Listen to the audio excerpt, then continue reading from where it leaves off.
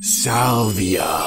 The psychedelic that apparently decided visuals and altered perception were low-key getting kinda lame. Yeah, now what you really need is to become a couch cushion, forget you were ever a human, and then watch reality fold in on itself as you begin your new life as part of somebody's furniture. Then 10 to 15 minutes later, you return dazed, confused, and probably with absolutely no desire to touch that demonic plant ever again. Because unlike DMT, which was the craziest psychedelic I had tried up until this point, Salvia doesn't even pretend it's trying to help you. DMT gives you a whole spiritual experience. It introduces you to ancient beings, shows you the secrets of the universe, and makes you feel like you've awakened some hidden part of your soul. Salvia just goes, "You're 3 now." Okay, what am I supposed to learn from this? Life is 3. You watch life through eyes of 3. Trees don't even have eyes. Exactly! And then it leaves without ever explaining what the frick any of it was supposed to teach you. I'm sure you've seen those classic videos of people filming themselves on Salvia. 1 second they're laughing and saying it isn't working, and 5 seconds later they're wrestling an invisible washing machine or trying to climb inside the couch. Very fun videos. But there isn't much showing the entire experience. What has to click inside somebody's brain for them to willingly smoke this stuff, how I even came across it, and what the trip actually felt like beyond just, "Yeah bro, I was tripping balls." And this time I actually recorded the entire trip, so throughout the video I'll be comparing what I thought was happening, reality peeling open, my entire existence being dismantled, with what was really happening on camera. A grown man sitting on the floor and arguing with his own carpet. And most importantly, how did I feel afterward, and would I ever consider doing it again? Also, of course, this is all for educational purposes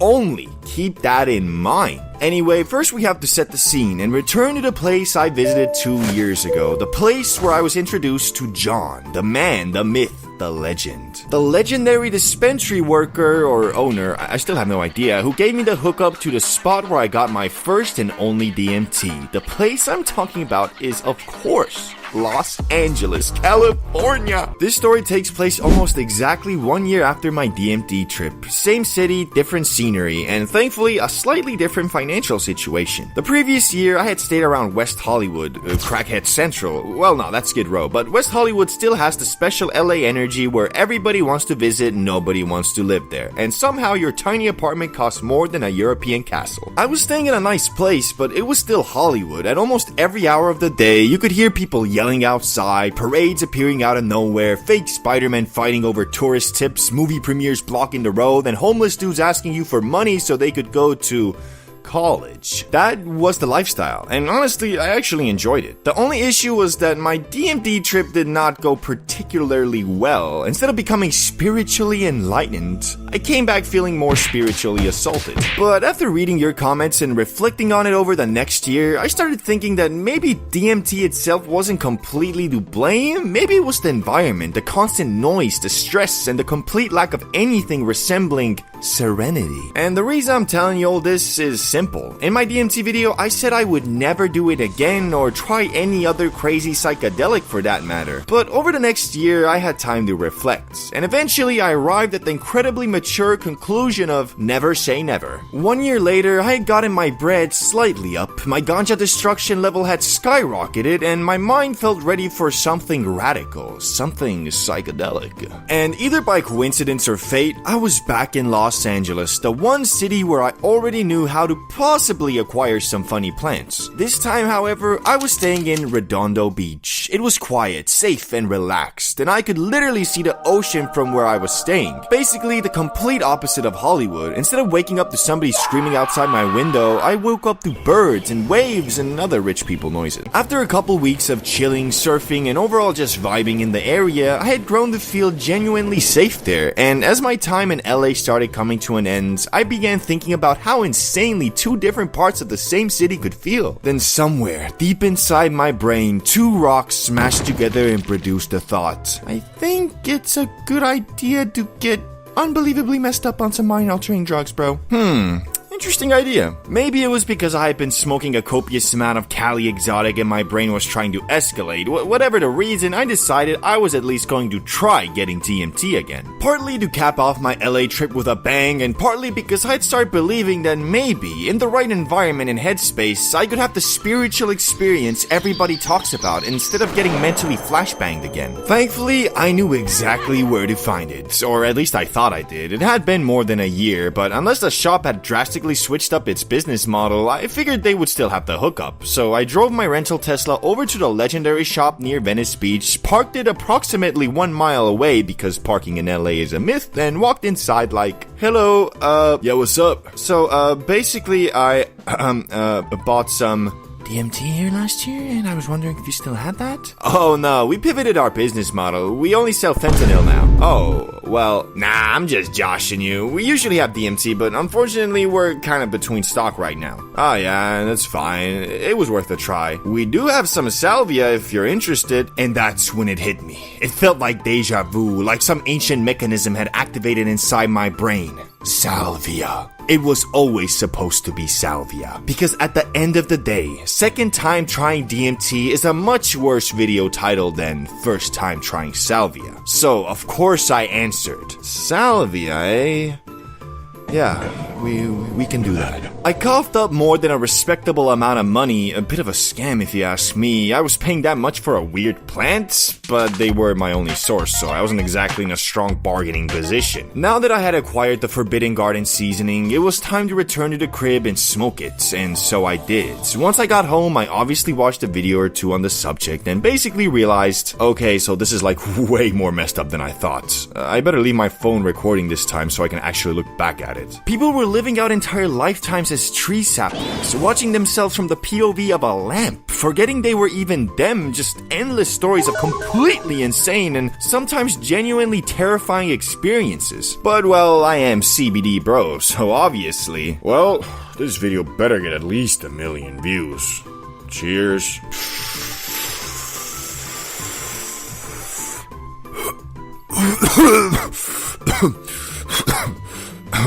Ooh, that wasn't so bad, and everything seemed pretty normal. The stuff was light, your boy wasn't even— I'm really heavy. Well, actually, for the first 15 seconds after exhaling, I didn't really feel anything. Then I started getting heavy, but heavy isn't even the right word. It felt more like I had been planted, like I wasn't sitting on the floor anymore. I had physically grown into it. My body and the carpet were now the same object, and standing back up was no longer something humans could do. And it was completely different from DMT. There weren't really any beautiful colors or crazy patterns. It was mostly just this deep sense of dread, like something was terribly wrong, but I couldn't remember what. Then the walls started peeling open. It felt like reality was finally revealing itself to be nothing more than a set. Like everything around me, my room, the couch, the carpet, even my own body, had only been placed there to trick me. From what I've read, this sort of pulling, flattening, or merging sensation is a pretty common beginning to a strong salvia trip. It's basically the transition where you stop being aware that you've taken a drug and enter whatever completely random reality your brain has decided to create.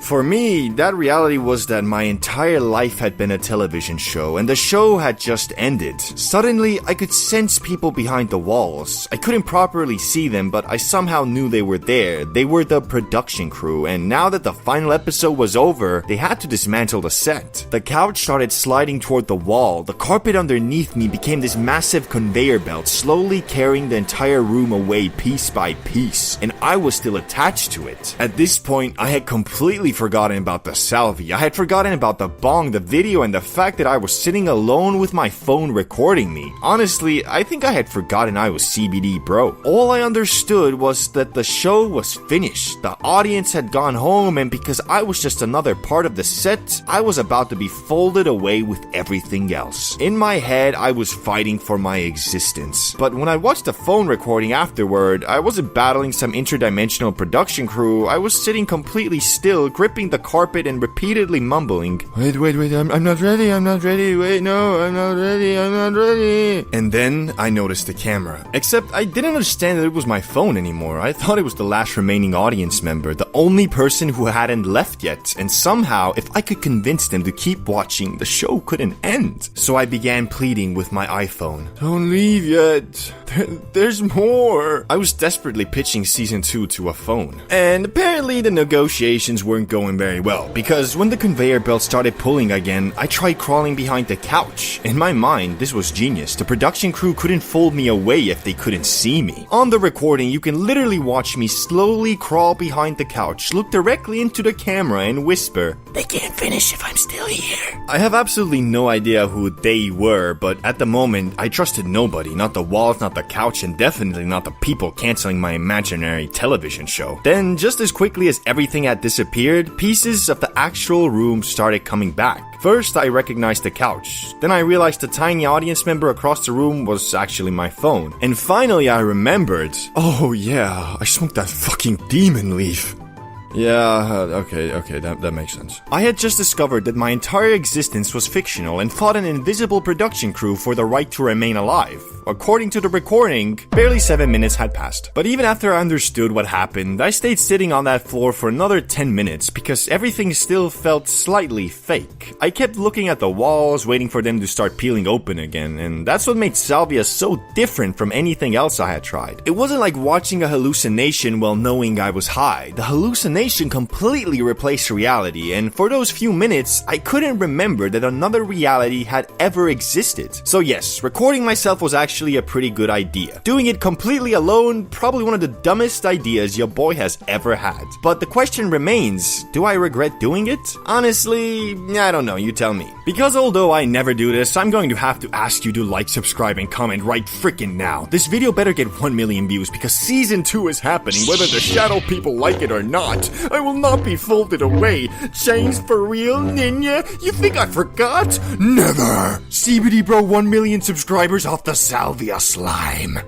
Nah, but for real, please like and subscribe. This video was not easy to make. As horrible as the experience felt while it was happening, I do think Salvia made me appreciate my normal reality more. When I came back and realized the room was still there, my life was still there, and I was still me, I felt this massive wave of relief. Obviously, I already knew everything could be taken away in an instant, but knowing something and feeling it are completely different. For those few minutes, everything I understood about myself disappeared, and when it came back, even normal, boring reality felt valuable. So maybe that was the lesson. Not, you three, life is three. More like, appreciate being a human while you still remember that you are one. Would I personally do Salvia again? Absolutely the fuck not. I quit getting high for 30 full days after years of consistent use. No wake and bakes, no funny gummies, and even no nighttime tokes. Did I take back control of my life, unlock my full potential, and level up like every Instagram influencer would have you believe? Or did I just realize something way simpler? Well, I guess first we should start from the beginning. The decision to go clean like a jelly bean. It started with my arrival into my new home, Amsterdam, the city of, well, drugs and weeds. Expensive weed at that. I was coming from a not-so-legal country, a country where the za was a rare blessing, a commodity not to be wasted lightly. But my new reality was unlimited zaza. So I smoked. I smoked weed every day, and the more I smoked, the chiller I got.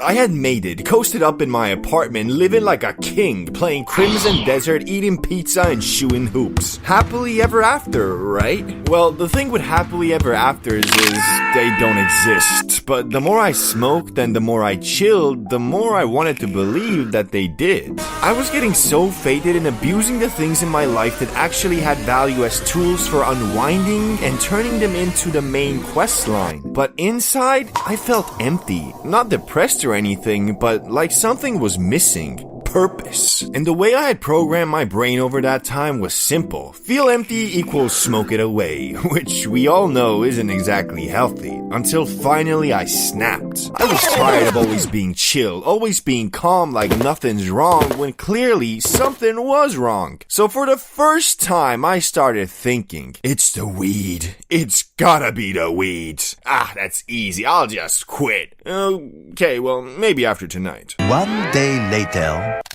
Wait, I was supposed to quit. Oh well, since I'm already faded, I'll do it tomorrow. The next day. Life is a highway, and I wanna ride it all night long. Wait, I wasn't supposed to smoke today. Fuck. No, hold up, Brain. What's up, bro? You low-key got me effed up right now, dog. Yeah, bro, I'm gonna be honest with you. I don't run this place no more. Man, I can't believe I let this get so far. My brain refuses to accept the idea that the za might be a bit of a problem right now. If I was gonna fight my self-induced crippling Zaza addiction, I was gonna need some help. There was only one man on planet Earth that could bestow upon me the self-improvement and alpha male motivation I needed to get back to my usual ways. I'm talking, of course, about Prime 2022 Andrew Tate. With sheer indefatigability, makes me a feared opponent in any realm.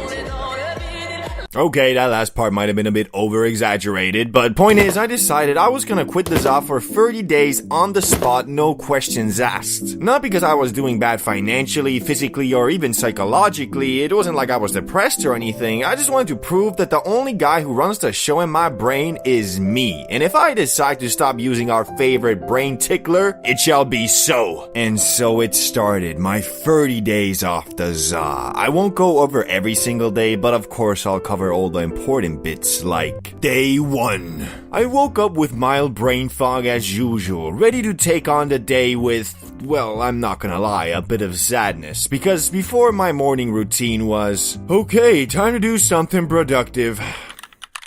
Whew, that was hard. Time to get absolutely f***ing obliterated. But now it was more like, okay, time to do something productive.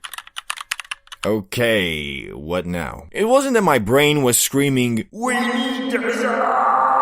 It was more like I just wasn't content with existing and working. My brain kept jumping. Go play COD. Nah. Go watch something. Nah. Go shoot hoops. Nah. Actually bust a nut.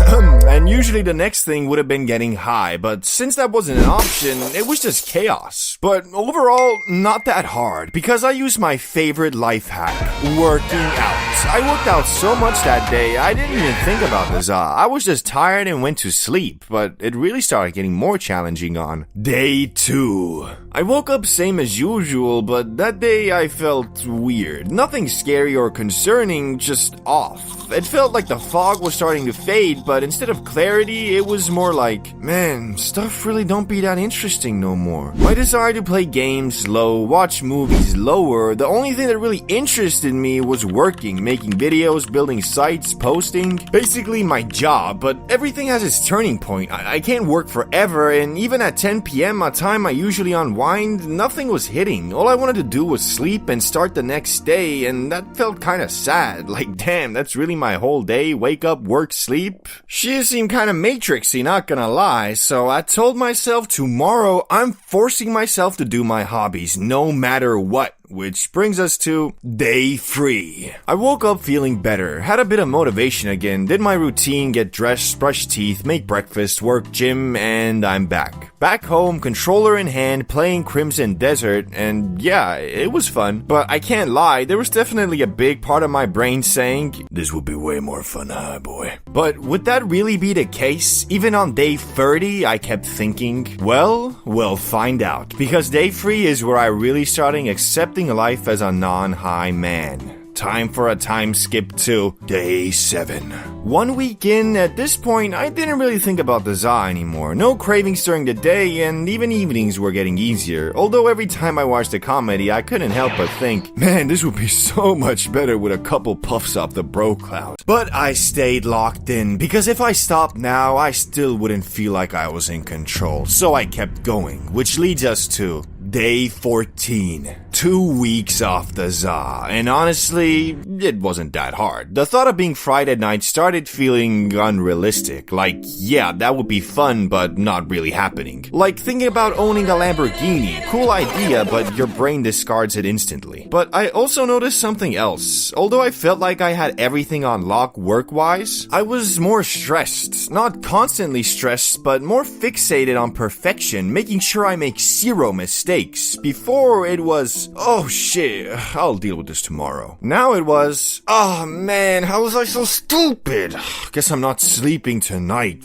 And I think I actually preferred the first one, because constantly worrying about things going wrong makes it feel like something's always wrong, even when it isn't. And that continued into Day 21. By week 3, I had basically forgotten about the ZA as something I do. I still knew it existed, still remembered the fun, but it felt like a memory, like childhood childhood, something you know you can't fully recreate again. Everything was going smoothly, only thing is, like I said, my stress levels were still higher, not because things were going wrong, but because I was thinking they might go wrong. As for hobbies, they were back to normal. I enjoyed gaming and shows again, but now purely as a way to unwind, which low-key made me sad, because as a kid, the best gaming sessions were when you weren't allowed to game. Faking being sick or actually being sick but still grinding your character. That forbidden feeling I used to recreate by getting obliterated during the day was gone. Day 26. At this point I knew I could smoke again soon, but the question was, do I even want to? I had zero cravings. Some days I didn't even think about it once, which might sound normal, but for me, after years of consistent use,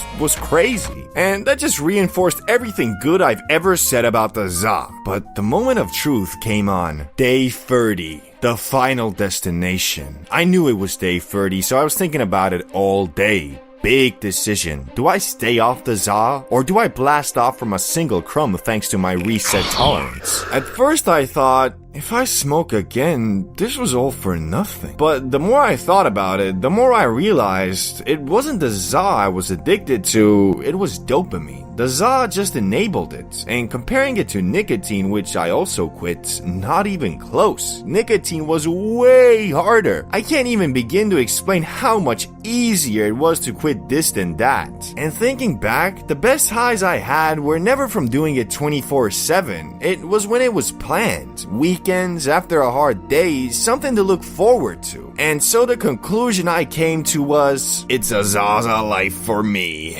Ya boy went to the coffee shop, got some exotic Tropicana gelato, and got absolutely effing obliterated. But this time, different. No autopilot, no everyday habit. Wake and bakes are fine sometimes, but they gotta be planned. You can't let your brain get used to doing whatever it wants whenever it wants. Because if you actually want to enjoy the ZA and still live a fulfilling normal life, you need discipline. But hey, who knows when my next Zaza bender will be, cause let's be honest, living life on the high seas is never stable, but a pirate loves every moment of it. I think most of us have worked a minimum wage job, and the most easily accessible ones usually involve the flipping of the patties some way or another. Like, I'ma keep it $1.50 with you. If you ain't work at a gas station or fast food place and instead opted for something like a hotel admin or a waitress at a cafe or even a lifeguard, you really got off easy. Cause as a youngster, your parents usually make you work at least once to teach you about hard work and dedication.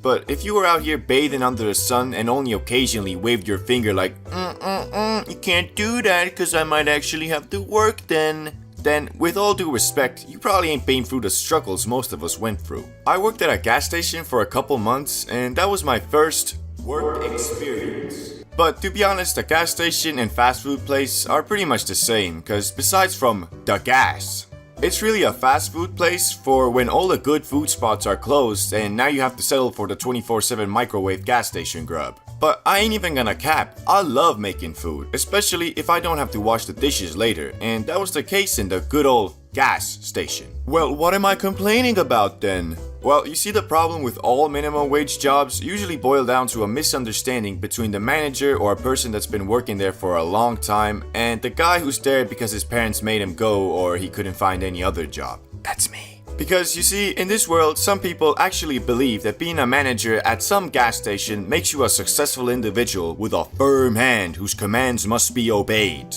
Or in my case, this bitch wasn't even the manager. In fact, she was working the same damn position I was. That being, do everything you're told and I'll pay you $10 an hour. Which really should be the title for every minimum wage job if you ask me. Anyway, although we were working the same position, she had been there for years. So, you know, she was teaching me the ways of the fine art of cleaning toilets, scrubbing floors, flipping burgers, and above all else, kissing every customer's ass. Which is fine. I knew what I signed up for and I took it like a man. Until I got to the end of my graveyard shift, and you know, I ain't even gonna front. I was being pretty lazy, or another way to say it, I was putting in minimum effort. But I mean, that's why it's called a minimum wage job, cause all you have to do is exert minimal effort, right? But this scallywag thought otherwise. There was 5 minutes left on my shift and she pulls up on me and asks me to stock the fridge. And in my head I'm thinking, Why not? But I'll probably have to leave it half done anyway, cause my shift is almost over, baby.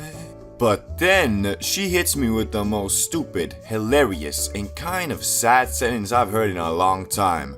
Once you stock the fridge, I might let you go home. Like, what do you mean, might? I don't know if you've checked our name badges, but yours is tiled the same as mine, that being slave for $10 an hour. Like, don't get me wrong, I ain't trying to shame anyone who's worked or working minimum wage. It's a struggle out here and everybody needs dough, and minimum wage jobs are really the only option if you don't have a degree or special skills. But this lady, well, I say lady, but she was my age. In fact, we went to the same middle school. Was bucking off some straight exotic for mouthing those words into existence. Like, I don't know what she expected me to respond, like, "Ah, yes, thank you for your kindness. I will see to it that it is done, your madam." But I just said, I don't know what you mean by that, but my shift is ending in 5 minutes, and I'm going to be leaving in 5 minutes. And to that, she didn't respond anything, cause deep in her heart, she must have known what she said was dumb AF. Now, what we can take from this experience is some people can't accept reality, and instead try to project a false one in their mind. For her, she had been working at that gas station for a while, and was probably starting to feel like kind of a loser, but instead of saying to herself, "Okay, I'm not doing so good right now, but I sure as hell ain't gonna stay like this. I'ma work on myself every day until I get where I wanna be,"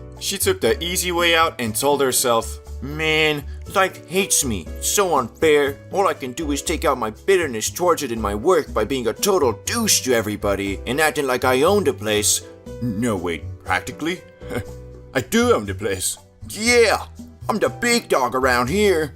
So yeah, don't be that guy, for the good of others and also yourself, cause if you let yourself fall to that place, you're gonna be that grumpy adult, talking about how life has always been against you and how everything is so unfair towards you. And I don't think any of you wanna be that. But that was just one of the gas station sweats I encountered, and she was a mere disciple. One with talent, yes, but it would be long until she could control her hatred. You see, there was another, one with much more control over her anger, but still working the same position. Yet, alas, she hadn't been working there for a mere 2 years. No. 30 was the time of service for her. And she wasn't actually that mean, she just took her job way too serious. But I mean, I can't blame her because everybody needs purpose in this life, and if your calling is to clean toilets and make hot dogs, then, well, gosh darn, you gotta follow it. The only problem was, this woman was pushing this job onto me like I wanted to be there. Talking about if you wanna make it here, you gotta do this and that. Like, no, I don't wanna make it here, I wanna make it out of here. Got me thinking of how different people see the world, cause someone like myself could be watching 8 Mile and seeing the scenes where Eminem is working minimum wage and think, "Man, I know he gonna make it out of there. He Eminem, the king of rap. This is just temporary." But she was probably watching it and thinking, "Oh my god, how lucky he is to be there. If he keeps this up for a year or so, he'll get a promotion and make an extra $1 an hour. God damn." So yeah, it's all about perspective and the type of person you are, but I think the saying, "shoot for the moon, cause even if you don't get there, you'll land among the stars," can really help a lot of people, especially if you are young. You should follow your dreams, however crazy they might seem, cause I promise you, it's quite hard to fail if you never give up. Also, working minimum wage is fine, and if you wanna take a job like that super serious, that's cool. Just don't force that same attitude onto other people, cause most dudes don't see a place like that as the end, but as a way to progress to the actual place they want to be. Buying from the plug is always an experience, cause unless you're super tight with him, you never know if you're gonna get the leftover oregano Reggie pack he scraped from the bottom of his grinder, or if you lucky and the RNG god smile upon you, you might just get the finest organic grass-fed grass there is on planet Earth. But alas, most plugs keep that quality stuff for only the loyalist of customers or new buyers. For me, it was the latter. It begins with me and the main homie Salamander. We had just gotten home from school on a Friday and had scraped our money together for a night of hitting the Spliffington and playing video games. Now, usually it was Salamander who secured the bag, cause I didn't really have too many connects. Unfortunately, this time he was unable to find the holy saw from his usual catalog of plugs. But we didn't let that discourage us, cause we knew if there is a will, there is a way. So both me and Salamander started hitting up everybody we knew who dabbled with the powers of the green plasma plant, and it wasn't looking too good. Altogether, we wrote about 10 people, half of which just ignored us, and the other half just said they were out. So, as we sat there on the couch, hope dwindling, sadness emerging, and worst of all, no Zaza approaching, we were about to call it a day, when one of the dudes who had initially ignored us sent out a beacon of light. Yeah, I know a guy. He just started plugging, so I can't vouch for the quality, but he definitely got some. Now, if you've ever been in a situation like this, you know it is one of the best feelings in the world when you've almost given up, but in the last second, you get that holy text of, yeah, how much? But even though we were pretty stoked, we were also a little bit wary, because this $20 we had saved up was the equivalent of 20 million in today's money, and because this guy was new and no info was given on the quality, we were scared of getting a bag of oregano. And I mean, at the time, we both thought all plugs are grueling gangsters ready to kill you on sight if you so much as make the wrong sound. So if it really was a bag of oregano, there was nothing we could do about it. Anyway, the time comes for us to meet up with this mysterious plug, and the instructions he gave us were to come to this rundown gas station's loading area in the back at 8 p.m. sharp. So we did. As we were standing there at 7:58 p.m., we could only imagine what vicious, heinous, devious killer would come to greet us. So yeah, we hyped him up a little too much, but all that mattered now was the grass and if it was good or not. We went through the usual plug dialogue options like, yo, what's up? Yeah bro, can't wait to get suited today. This that good, etc. Until he finally revealed the grass, and what I witnessed to this day I find absurd. The grass was golden. NANI? Not in like shiny gold, but it was this yellowish color with green accents. Beautiful. And the smell. Bro opened that bag up for us to sniff, but it was not necessary, as the smallest opening in that Ziploc baggie consumed the entire area with the finest fragrance imaginable. Oh, okay, well, finest is the wrong word probably. The shit smelled like cat piss, but that's a good thing with Zaza. So we gave up our $20 with no hesitation and returned to Salamander's place with this golden grass of the gods. Now, usually we would just roll up a spliff and consume the za like that, but as this seemed to be legendary material and we didn't want to waste even a single microgram, we made a makeshift can that would allow us to ration this gram to the maximum. So now it was time to hit the za, and it went something like this. Are you ready? Shit, you know it. Here goes nothing. You good, bro? Yeah, you gotta hit this shit, man.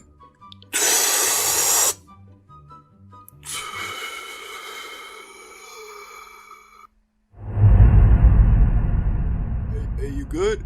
You good, bro? You hear me? You good? Yeah, man, this is some good stuff. This shit was heavenly. It was not of this world, I swear. Now, I'm not sure if it was because our tolerance was pretty much zero at the time, or it was really grass descending from heaven.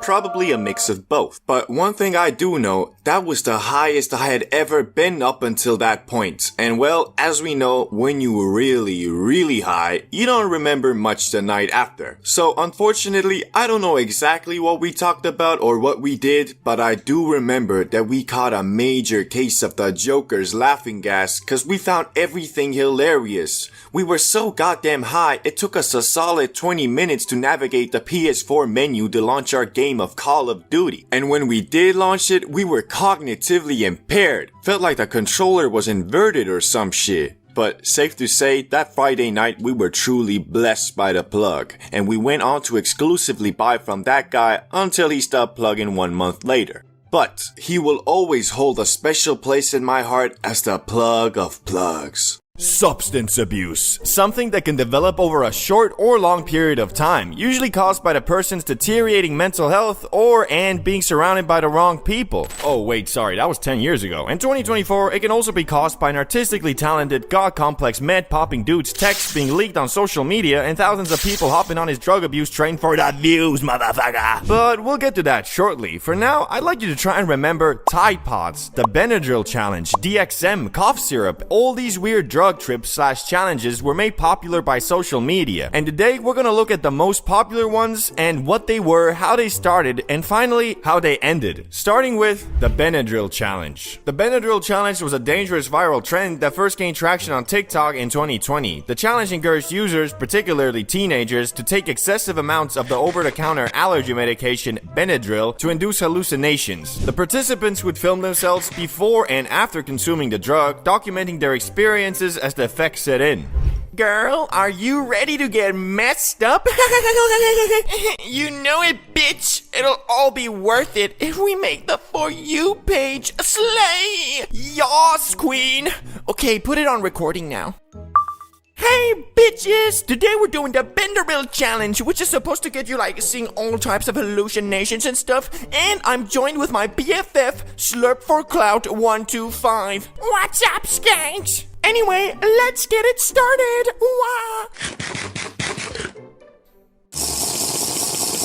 Wah. Okay, let's see how this goes. A few moments later. Ruffles, when did you learn how to talk? I didn't. This isn't even real. You're having a seizure right now, you dumb motherfucker. Jimmy, wake up! The Benadryl is fucking crazy. The Benadryl Challenge was basically a dare for teens to overdose on a pill that, when used properly, helps you sleep off hay fever. When abused, oh, it gives you dreams, alright. But instead of counting sheep, you might end up chatting with a lamp, mistaking your cat for an undercover FBI agent, or seeing things that, well, just aren't there. The risks included, but were not limited to, heart palpitations, seizures, unplanned naps, psychosis, kidney and liver failure, and finally, death. Of course, TikTok wasn't too pleased with being the platform that made overdosing on Benadryl a trend, so after a few high-profile cases, TikTok hit the brakes, yanking down videos really fast. The lesson here might be to keep allergy meds where they belong, as a way to make springtime bearable, not as a weird DIY acid trip. Anyway, moving on to the one that I remember very well, and that was the Tide Pod Challenge. If you don't recall the Benadryl Challenge, then I don't blame you, as it was mostly popular on TikTok in 2020. But Tide Pods? Come on now, bruh. Everybody remembers that shit. I ain't never been a big TikTok scroller, but I do love me some YouTube, and fortunately, or well, unfortunately, this trend was popular here too. Some call it the pinnacle of internet stupidity, where for a brief and horrifying moment, people decided that brightly colored laundry detergent pods looked so delicious that they should be eaten. You know, like candy, but instead of sugar and flavor, it's packed with toxic chemicals designed to clean your damn socks, bruh. Imagine scrolling through your feed and suddenly there's a video of some dude chomping down a Tide Pod like it's the latest snack sensation. Why? Well, no one really knows. Maybe it was the bright colors, maybe it was boredom, or maybe humanity just took a collective dip in the shallow end of the gene pool. Either way, it quickly became the internet's most dangerous snack. People bit into these pods, filmed themselves foaming at the mouth like rabid dogs, and then shared it with the world for likes. Because, you know, risking your life for internet clout is always a great idea. You got the camera ready? Yeah, but I don't know about this. I think you're not supposed to eat laundry detergent. Ah, Jimmy, how many times am I gonna explain this to you? Well, could you explain it again, please? Long story short, you're gonna record me eat this Tide Pod, and in a week or two, we're gonna be driving around in a motherfucking Lamborghini, bitch! But mom only gives us like $40 a week, how you gonna do that? Man, screw the allowance. I'm talking about the Creator Fund, which is like $1 billion. Not to mention YouTube ad revenue. I mean, shit, look at Markiplier, that motherfucker rich as shit. Well, okay, if you say so.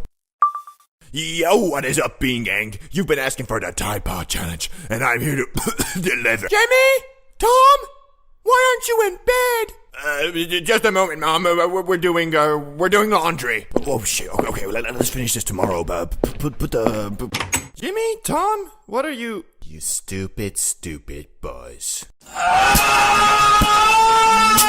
Once the Tide Pod Challenge became headline news, the internet finally woke up and realized, wait, maybe eating toxic soap isn't the best idea? Schools, poison control centers, and even YouTube had to step in, issuing warnings and taking down videos left and right. Tide even changed the packaging, making their pods look less like forbidden fruit and more like the cleaning products they actually are. The challenge died down after enough people realized that fame isn't worth burning your insides with detergents. Now it lives on as a cautionary tale about the dangers of internet trends, and as the butt of countless jokes and what not to do with your free time. But now, time for the latest case of internet retardation, which is Whippets, aka Galaxy Gas. Introducing the Whippet Challenge, where people discovered that you could turn a simple can of whipped cream into a great way to kill your brain cells. All you need to do is huff the gas out of the canister and boom, you're floating in the stars, bruh. Spoiler alert, you're not actually in space, you're just temporarily starved for oxygen. But hey, what's a little brain cell sacrifice for the sake of a quick fleeting high,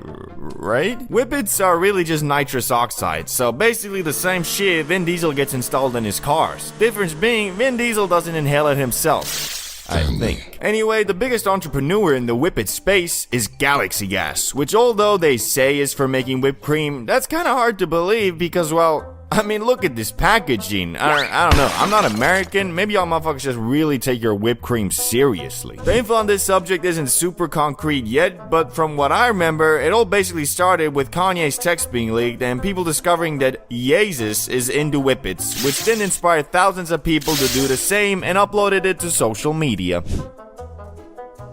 Hey yo, you guys know what's happening with Johnny? I haven't seen that dude in a while. Oh, John, yeah, I remember that guy. He got addicted to whippets and ended up killing half his brain cells, so they had to transfer him to a special school. Kinda sucks. What? Didn't know dude was into shit like that. Where'd you even get those whippets? Walmart. So he got a fake prescription? No. They're sold at the home supply section for like $25, bruh. And you can get a shit ton of them. Damn, that should be illegal. Yeah, I guess.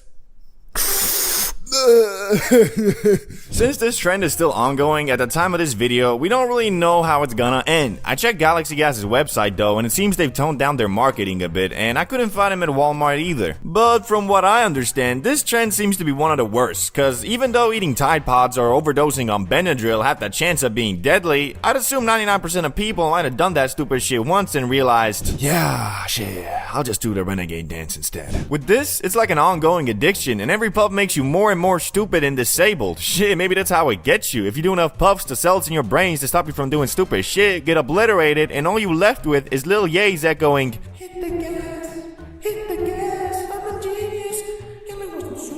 I think all of us here have been high before, and probably drunk too. But have you been both at the same time? Cross-faded. Getting this mixture right is unfortunately quite hard, cause if you smoke too much, you'll be reduced from Mr. Life of the party into a disabled slab of meat on the couch, where you'll spend your night alternating between scrolling TikToks and eating Doritos from your belly. But man, you get this concoction of THC and alcohol right, and the two chemicals will fuse with each other and create something more than they were separately. You'll become Stage 7. I'm so fucked up, man. Nah, but for real, you know how the magic spice makes everything interesting, but at the same time it throws you in the 10x gravity chamber with Vegeta, so every drop of energy you spend feels like you just ran the 100 meters and barely clinched the win over Usain Bolt. Well, the Henny will fix that for you, so if you get the mix right, everybody's stories and conversations will become 5 times more interesting. But at the same time, you also riling off the Henny, so you got the energy to do stupid shit while being zoinked out of your mind. Hey bro, what you doing up here? Shit, we about to jump into the pool, fool! Ain't it a little small? Nah man, it's good, look at this! Hey bro, can you call the ambulance? I'm actually in very serious pain right now. Okay, so I've talked about how awesome it can be, but man, if you're actually wasted, don't smoke the za, cause the za makes it very hard to vomit, and if you're drunk as fuck, you can see how that can be very dangerous. But man, I swear, these guys be enemies one day and best friends the next, cause if you know anything about science like I do, then you know that the best cure for a hangover is that Cali exotic bud. So I always pack that first aid kit for the morning after the party. It can even be used as a vaccine, kind of. So by that I mean if you smoke up before a night out, your hangover won't be nearly as bad. I don't know, at least that's how it works for me. But bro, this one time I was celebrating my high school graduation by going camping with our entire class, and you know your boy got straight obliterated off the Henny and za. But thankfully in the morning I wasn't feeling too bad, but I felt it getting worse, so I went to my homie Salamander and politely asked, "Shall we partake in the rotation of the spliff, my dear man?" Yes, I believe that is a stupendous idea. Fabulous, shall we? We shall. And after that holy rotation, I was suddenly cured and went on to spend the whole day hanging out with our class in castle ruins, museums, boring shit like that. But once we got back to our campsite and my high had almost faded, I suddenly got real sleepy and I wasn't feeling so good. So me being the total geek I am, went to bed at 9 p.m. on my last day before I never saw these people again. And it must have been divine punishment or something, cause I woke up with my first and worst hangover I've had. And here's the kicker, I was out of kush, feeling like a badly programmed NPC. I hated everything that wasn't lying on the ground, fading in and out of sleep. Worst part was, everybody started packing and getting ready to leave, whilst I was in the most agonizing state my body had ever been in. I'm usually one to push through the bad trip or not feeling so good, but that day I was absolutely defeated by mortal man's only weakness, hoes and booze. I guess what I'm trying to say is, being crossfaded is usually a hit or miss. You either have the time of your life or you overdo it and end up being the weirdo at the function who falls asleep on the couch overnight, or even just blazes up at home and just forgets to even go to the party. Wait, why am I even going to this party? I quit getting high for 30 full days after years of consistent use. No wake and bakes, no funny gummies, and even no nighttime tokes. Did I take back control of my life, unlock my full potential, and level up like every Instagram influencer would have you believe? Or did I just realize something way simpler? Well, I guess first we should start from the beginning. The decision to go clean like a jelly bean. It started with my arrival into my new home, Amsterdam, the city of, well, drugs and weeds. Expensive weed at that. I was coming from a not-so-legal country, a country where the za was a rare blessing, a commodity not to be wasted lightly. But my new reality was unlimited zaza. So I smoked. I smoked weed every day, and the more I smoked, the chiller I got.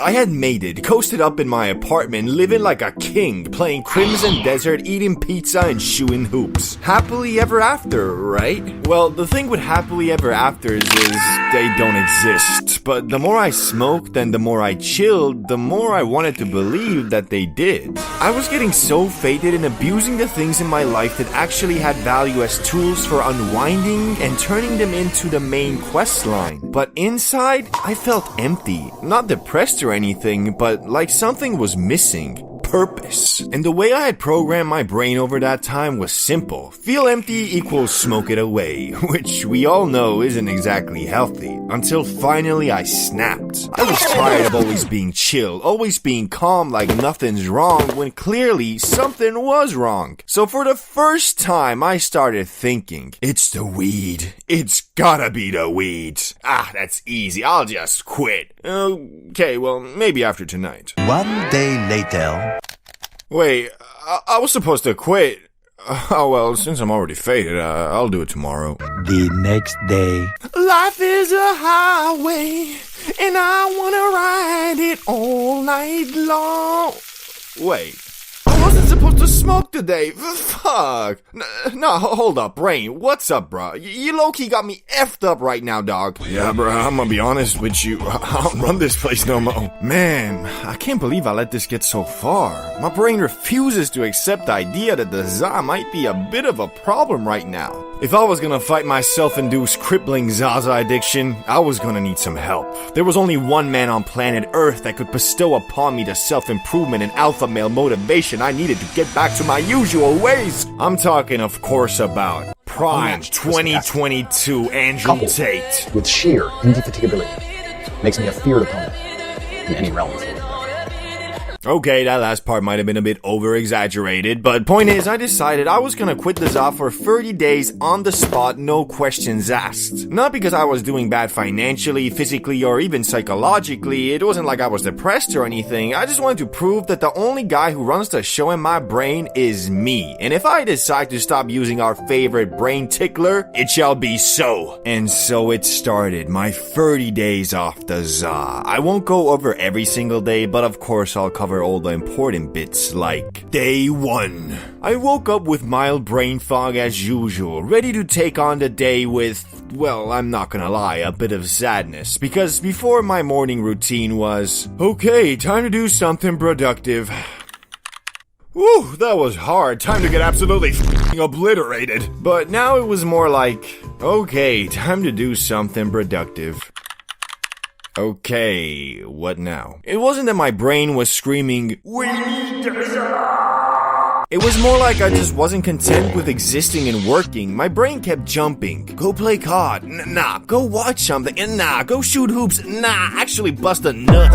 And usually the next thing would have been getting high, but since that wasn't an option, it was just chaos. But overall, not that hard, because I used my favorite life hack, working out. I worked out so much that day, I didn't even think about the za. I was just tired and went to sleep, but it really started getting more challenging on Day 2. I woke up same as usual, but that day I felt weird. Nothing scary or concerning, just off.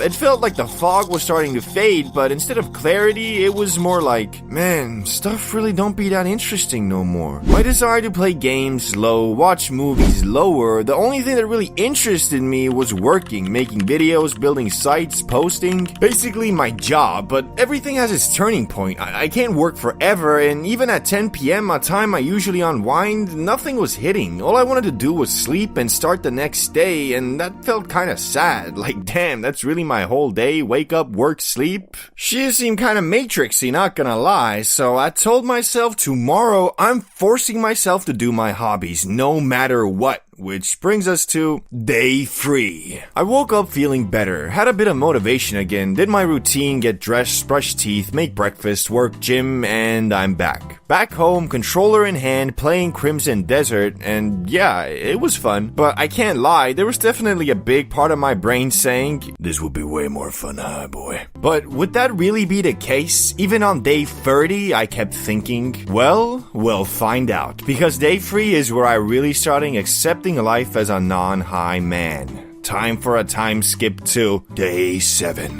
1 week in, at this point, I didn't really think about the za anymore. No cravings during the day, and even evenings were getting easier. Although every time I watched a comedy, I couldn't help but think, man, this would be so much better with a couple puffs off the bro cloud. But I stayed locked in, because if I stopped now, I still wouldn't feel like I was in control. So I kept going, which leads us to Day 14. 2 weeks off the za, and honestly, it wasn't that hard. The thought of being fried at night started feeling unrealistic. Like, yeah, that would be fun, but not really happening. Like thinking about owning a Lamborghini. Cool idea, but your brain discards it instantly. But I also noticed something else. Although I felt like I had everything on lock work-wise, I was more stressed. Not constantly stressed, but more fixated on perfection, making sure I make zero mistakes. Before, it was, oh shit, I'll deal with this tomorrow. Now it was, oh man, how was I so stupid? Guess I'm not sleeping tonight. And I think I actually preferred the first one, because constantly worrying about things going wrong makes it feel like something's always wrong, even when it isn't. And that continued into Day 21. By week 3, I had basically forgotten about the za as something I do. I still knew it existed, still remembered the fun, but it felt like a memory, like childhood, something you know you can't fully recreate again. Everything was going smoothly. Only thing is, like I said, my stress levels were still higher, not because things were going wrong, but because I was thinking they might go wrong. As for hobbies, they were back to normal. I enjoyed gaming and shows again, but now purely as a way to unwind, which low-key made me sad, because as a kid, the best gaming sessions were when you weren't allowed to game. Faking being sick or actually being sick but still grinding your character. That forbidden feeling I used to recreate by getting obliterated during the day was gone. Day 26. At this point I knew I could smoke again soon, but the question was, do I even want to? I had zero cravings. Some days I didn't even think about it once, which might sound normal, but for me, after years of consistent use, was crazy. And that just reinforced everything good I've ever said about the za. But the moment of truth came on Day 30. The final destination. I knew it was Day 30, so I was thinking about it all day.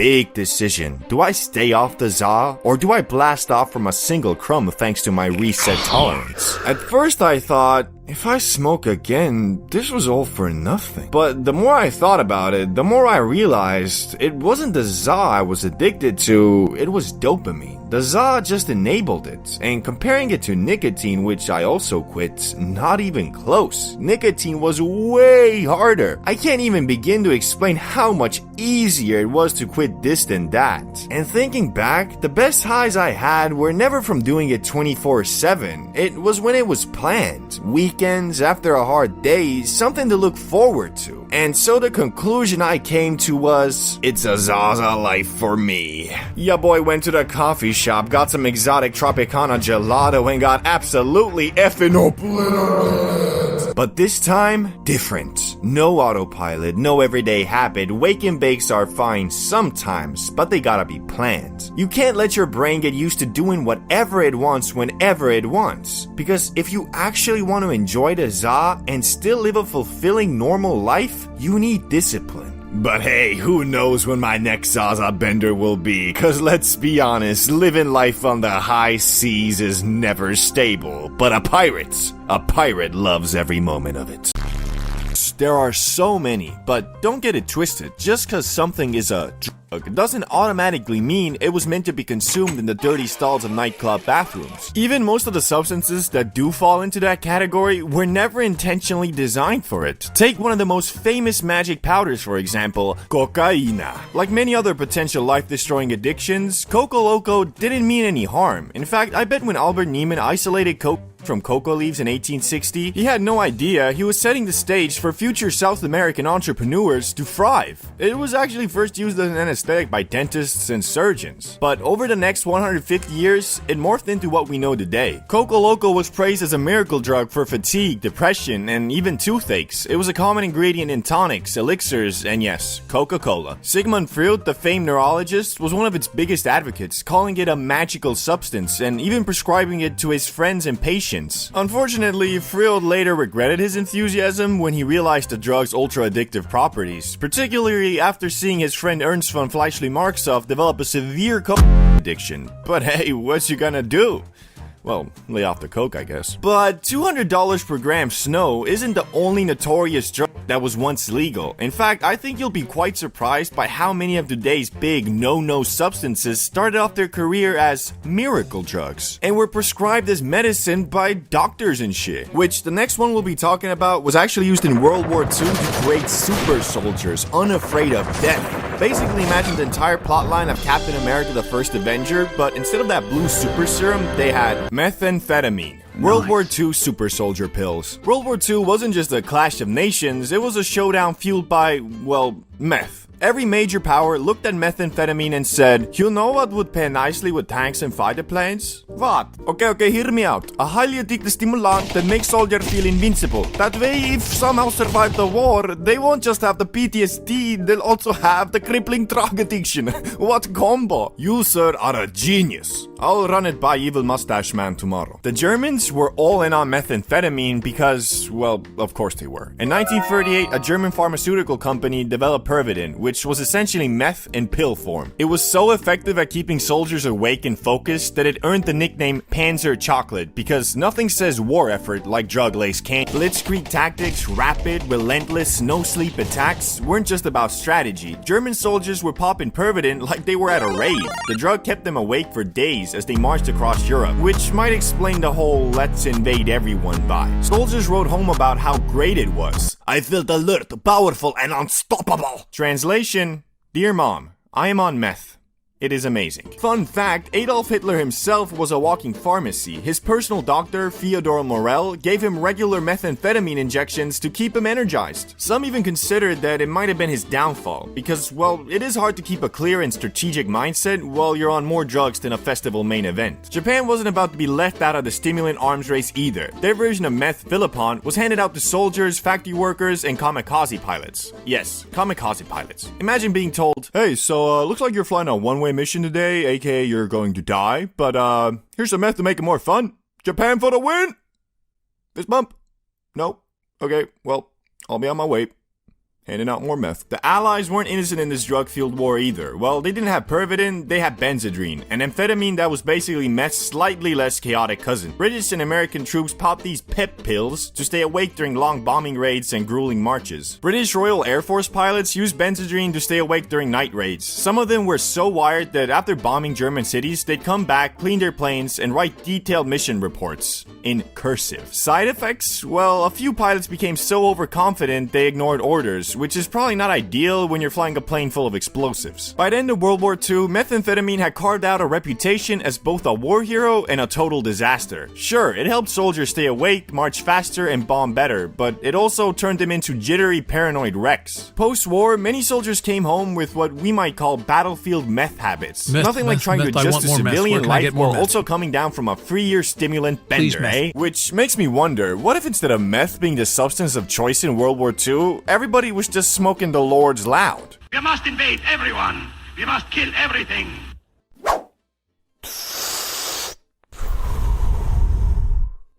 Perhaps we should just call this bullshit off. This next drug might be even more well known and its history even weirder, and that is MDMA. From lab coat to dance floor. First off, MDMA wasn't created for partying. Oh no. It was born in 1912 in the lab of a German pharmaceutical company called Merck. The chemist behind it, Anton Kurlisch, wasn't really trying to invent a drug that makes people hug strangers at music festivals. He was working on an entirely different problem, synthesizing medications to stop excessive bleeding. MDMA was just a random byproduct in this quest. It was an accident, which is somehow the most MDMA thing ever. Did Merck realize they'd accidentally created a future rave drug? No, not at all. They didn't even test MDMA on humans. Instead, they filed it away under meh, not important. It was just another molecule on a long list of maybe useful someday compounds. Fast forward to the 1950s when the US military and the CIA were doing some totally normal Cold War things, like trying to figure out how to use drugs for mind control, aka MK Ultra. MDMA caught their eye as a potential tool for interrogations because, you know, nothing screams top-notch spycraft like dosing people with a chemical that makes them feel euphoric and want to talk about their feelings. Did it work? Not really. Turns out making someone feel like they're floating on a cloud doesn't exactly make them spill state secrets. It'd probably make them say things like, you know, I feel like we should all just get along. Not exactly espionage gold. The 1970s rolled around and MDA finally found its groove, not as a party drug, but as a psychotherapy aid. Therapists rediscovered the compound and started using it in sessions to help patients open up emotionally. Why spend years breaking down emotional walls when you could just take MDMA and bulldoze through them in one afternoon? Like all good things, MDMA's peaceful little therapy bubble couldn't last. The drug escaped from the therapist's office and somehow landed in the hands of partygoers. By the 1980s, MDMA had become the ultimate nightclub companion. In classic marketing genius, someone decided that MDMA didn't sound cool enough for the club scene, so they rebranded it as ecstasy. Boom! Instant hit. By the mid-80s, ecstasy was everywhere. Raves, dance floors, house parties, you name it. People loved the euphoric high, the amplified sense of connection, and let's be honest, the way it made techno music sound like the voice of God.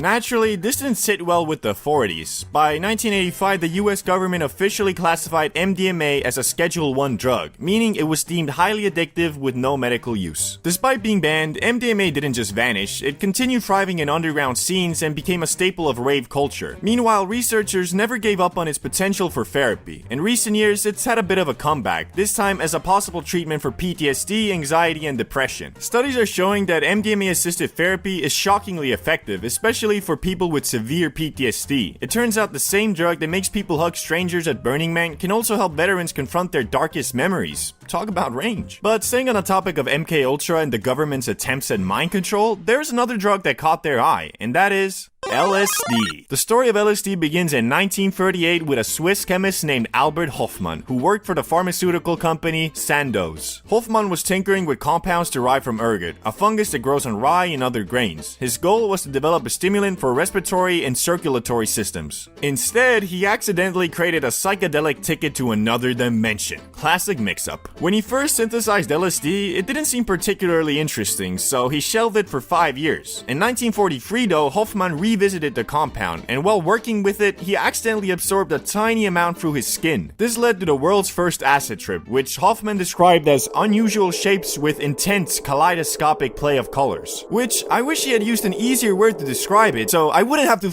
Google its pronunciation.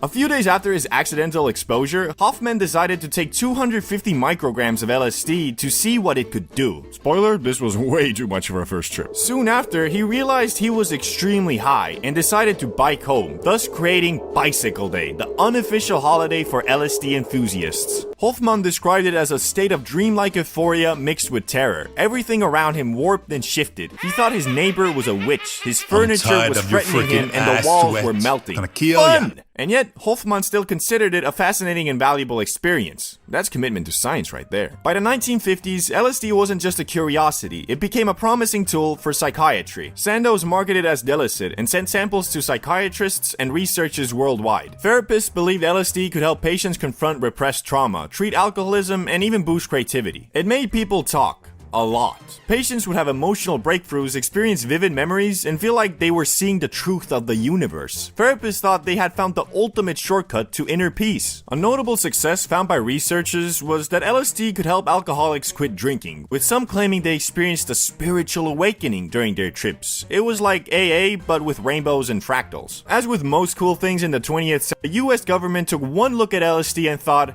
how can we weaponize this? Enter MK Ultra, the CIA's infamous mind control project. LSD became the drug of choice for experiments and unwitting subjects. The CIA thought LSD could be used to brainwash people, extract secrets, or turn spies into super suggestible puppets. Apparently no one told them that acid mostly makes people want to stare at the ceiling and listen to music. Awkward. Anyway, the reality was that the experiments were a mess. Subjects, often unaware they'd been dosed, experienced paranoia, hallucinations, and existential crises. Turns out slipping LSD into someone's coffee isn't the best way to create a super spy. Who knew? By the 1960s, LSD had escaped the lab and landed squarely in the hands of counterculture pioneers. Enter Timothy Leary, the Harvard psychologist turned acid evangelist. Leary's mantra, turn on, tune in, drop out, became the rallying cry for a generation of hippies exploring their consciousness. By the late 1960s, though, LSD's reputation had gone from therapeutic miracle to moral panic. Stories of bad trips, psychotic breaks, and people thinking they could fly, hint they couldn't, spread like wildfire. Governments around the world scrambled to ban LSD, labeling it as dangerous and addictive, despite there being little evidence to support either claim. In 1970, the US classified LSD as a Schedule I drug, making it illegal for any use, even research. The summer of love was over, and the war on drugs was in full swing. Running out of za. Man, I swear, this phenomenon is always so unexpected. Like, I don't know why, but for some reason, however long I plan ahead and try to time my grass running out, it always comes kicking in like the damn Kool-Aid man. I'll be out here the night before looking at the bottom of my grinder like, Okay, I guess I gotta buy some more tomorrow. and then when the next day comes, I'll be all flabbergasted like, oh boy, nothing better than some good old za at the end of the Day. What? This can't be. How have I ran out of za? I literally just had some Yeah. And now that you realize that you out of grass, you got three options. You either accept your fate and just go on with your night, hit up your plug, and get ready to lose out on your hard-earned money, or the legendary special down bad method I often do, empty out all your grinders, search through all your pockets, and scrape together one last hit so you can delay the buying of the za for one more day. But although I do this quite often, I don't recommend it, cause I swear, those scrape together hits are always some 20% plastic, 20% dust, 20% dirt smack dabbly doos. So every time I do hit that awful abomination of a bowl, it'll have me all paranoid about what the f did I just smoke like?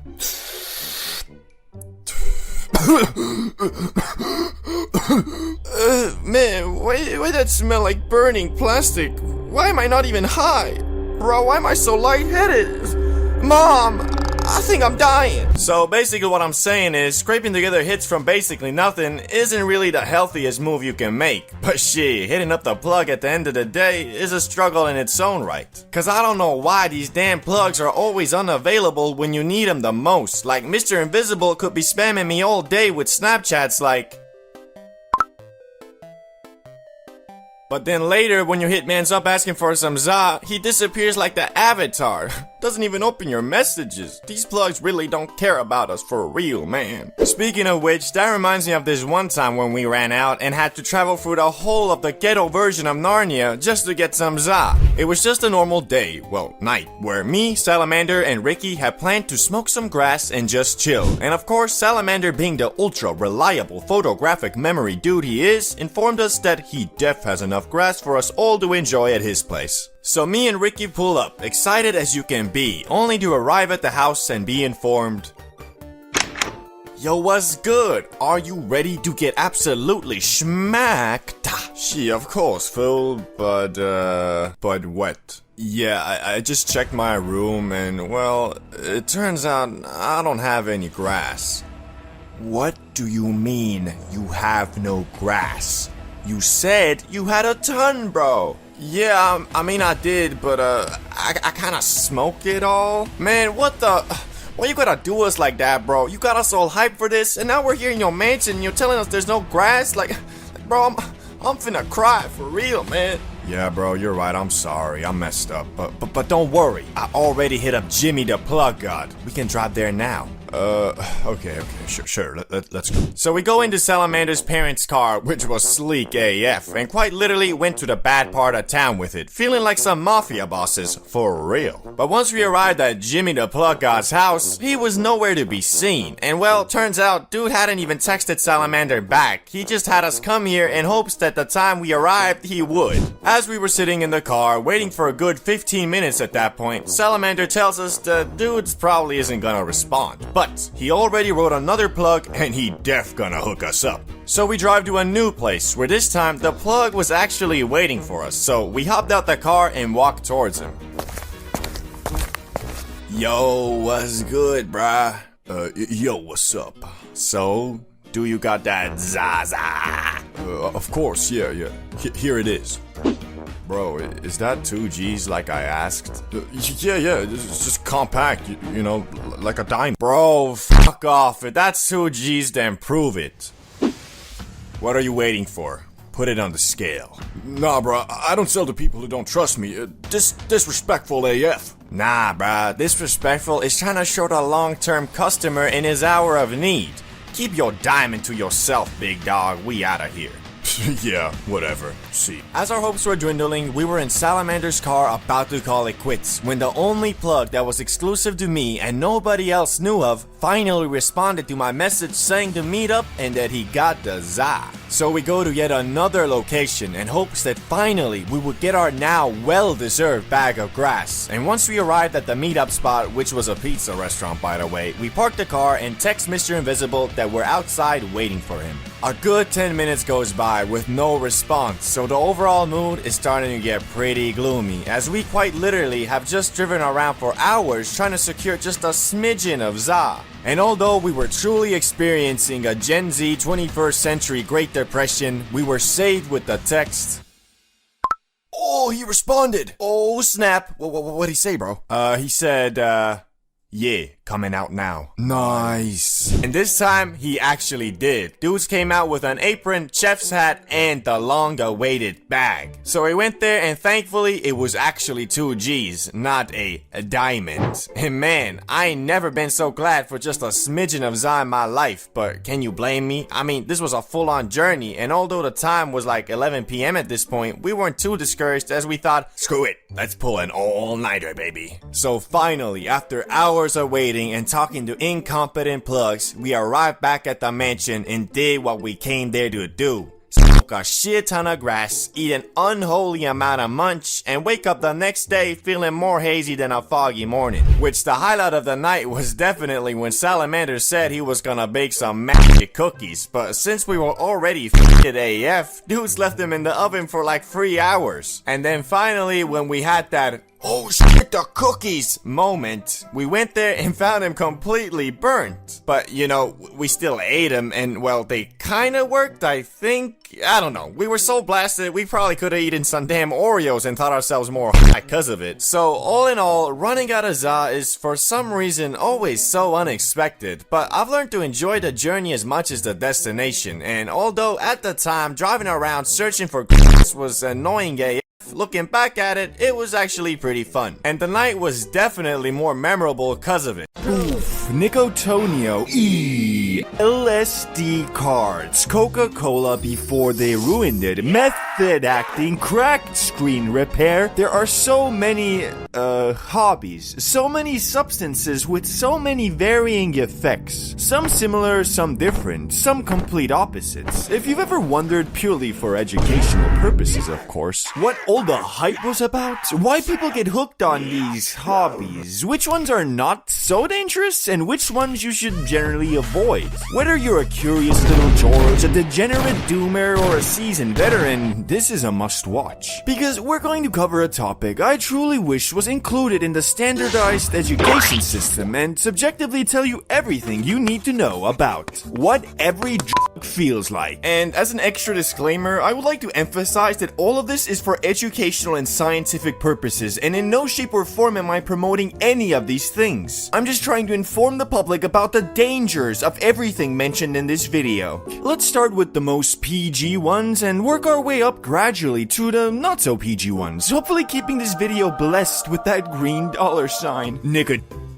The sneaky little devil that owns real estate in almost every gas station, 7-Eleven, grocery store, you name it. Technically one of the least harmful substances on this list at first glance, but behind that soft, relieving, tingly tickle, it's quietly planting spores in your brain. Every hit gives you a short dopamine burst and a nice little boost in focus. When you first start, you don't even need much to feel the buzz. But over a day, 2 days, a week, a month, it steadily builds up an army of permanent little brain goblins with only one job. Nicotine. You need nicotine, then do it. And every time you do, they get fatter. They're feeding on that delicious Nicotonio juice. And the bigger they get, the louder they scream. The weird thing about nicotine is that if you could somehow perfectly tame it and consume it in a harmless way, like chewing it or something, it actually has some upsides like improved focus and alertness. Unfortunately, it's addictive, which kinda sucks. And most of the common delivery methods are rough on your body. Worst case, you're smoking cigs, which first of all, you're basically doing one of the few things we as a species know for a fact causes cancer. You smell. Vaping is a bit better, but still not good. Pouches are decent, but overdo it and your gums enter a recession worse than the economic one. Gum is technically the safest, but once you're in the nicotine ecosystem, it's very easy to go from gum chewer to jewel puffer. What nicotine feels like ends up being less about the buzz, the tingles and quick dopamine kick, and more about the subscription model of enjoyment. It becomes the enhancer to whatever you're doing, so you always want it nearby. Thankfully, or unfortunately, unless you're deep in the wilderness, there's always a shop close by with a Middle Eastern or Indian clerk ready to supply. So I dub Nicotonio generally unsafe, one you should try to avoid if you can. But now,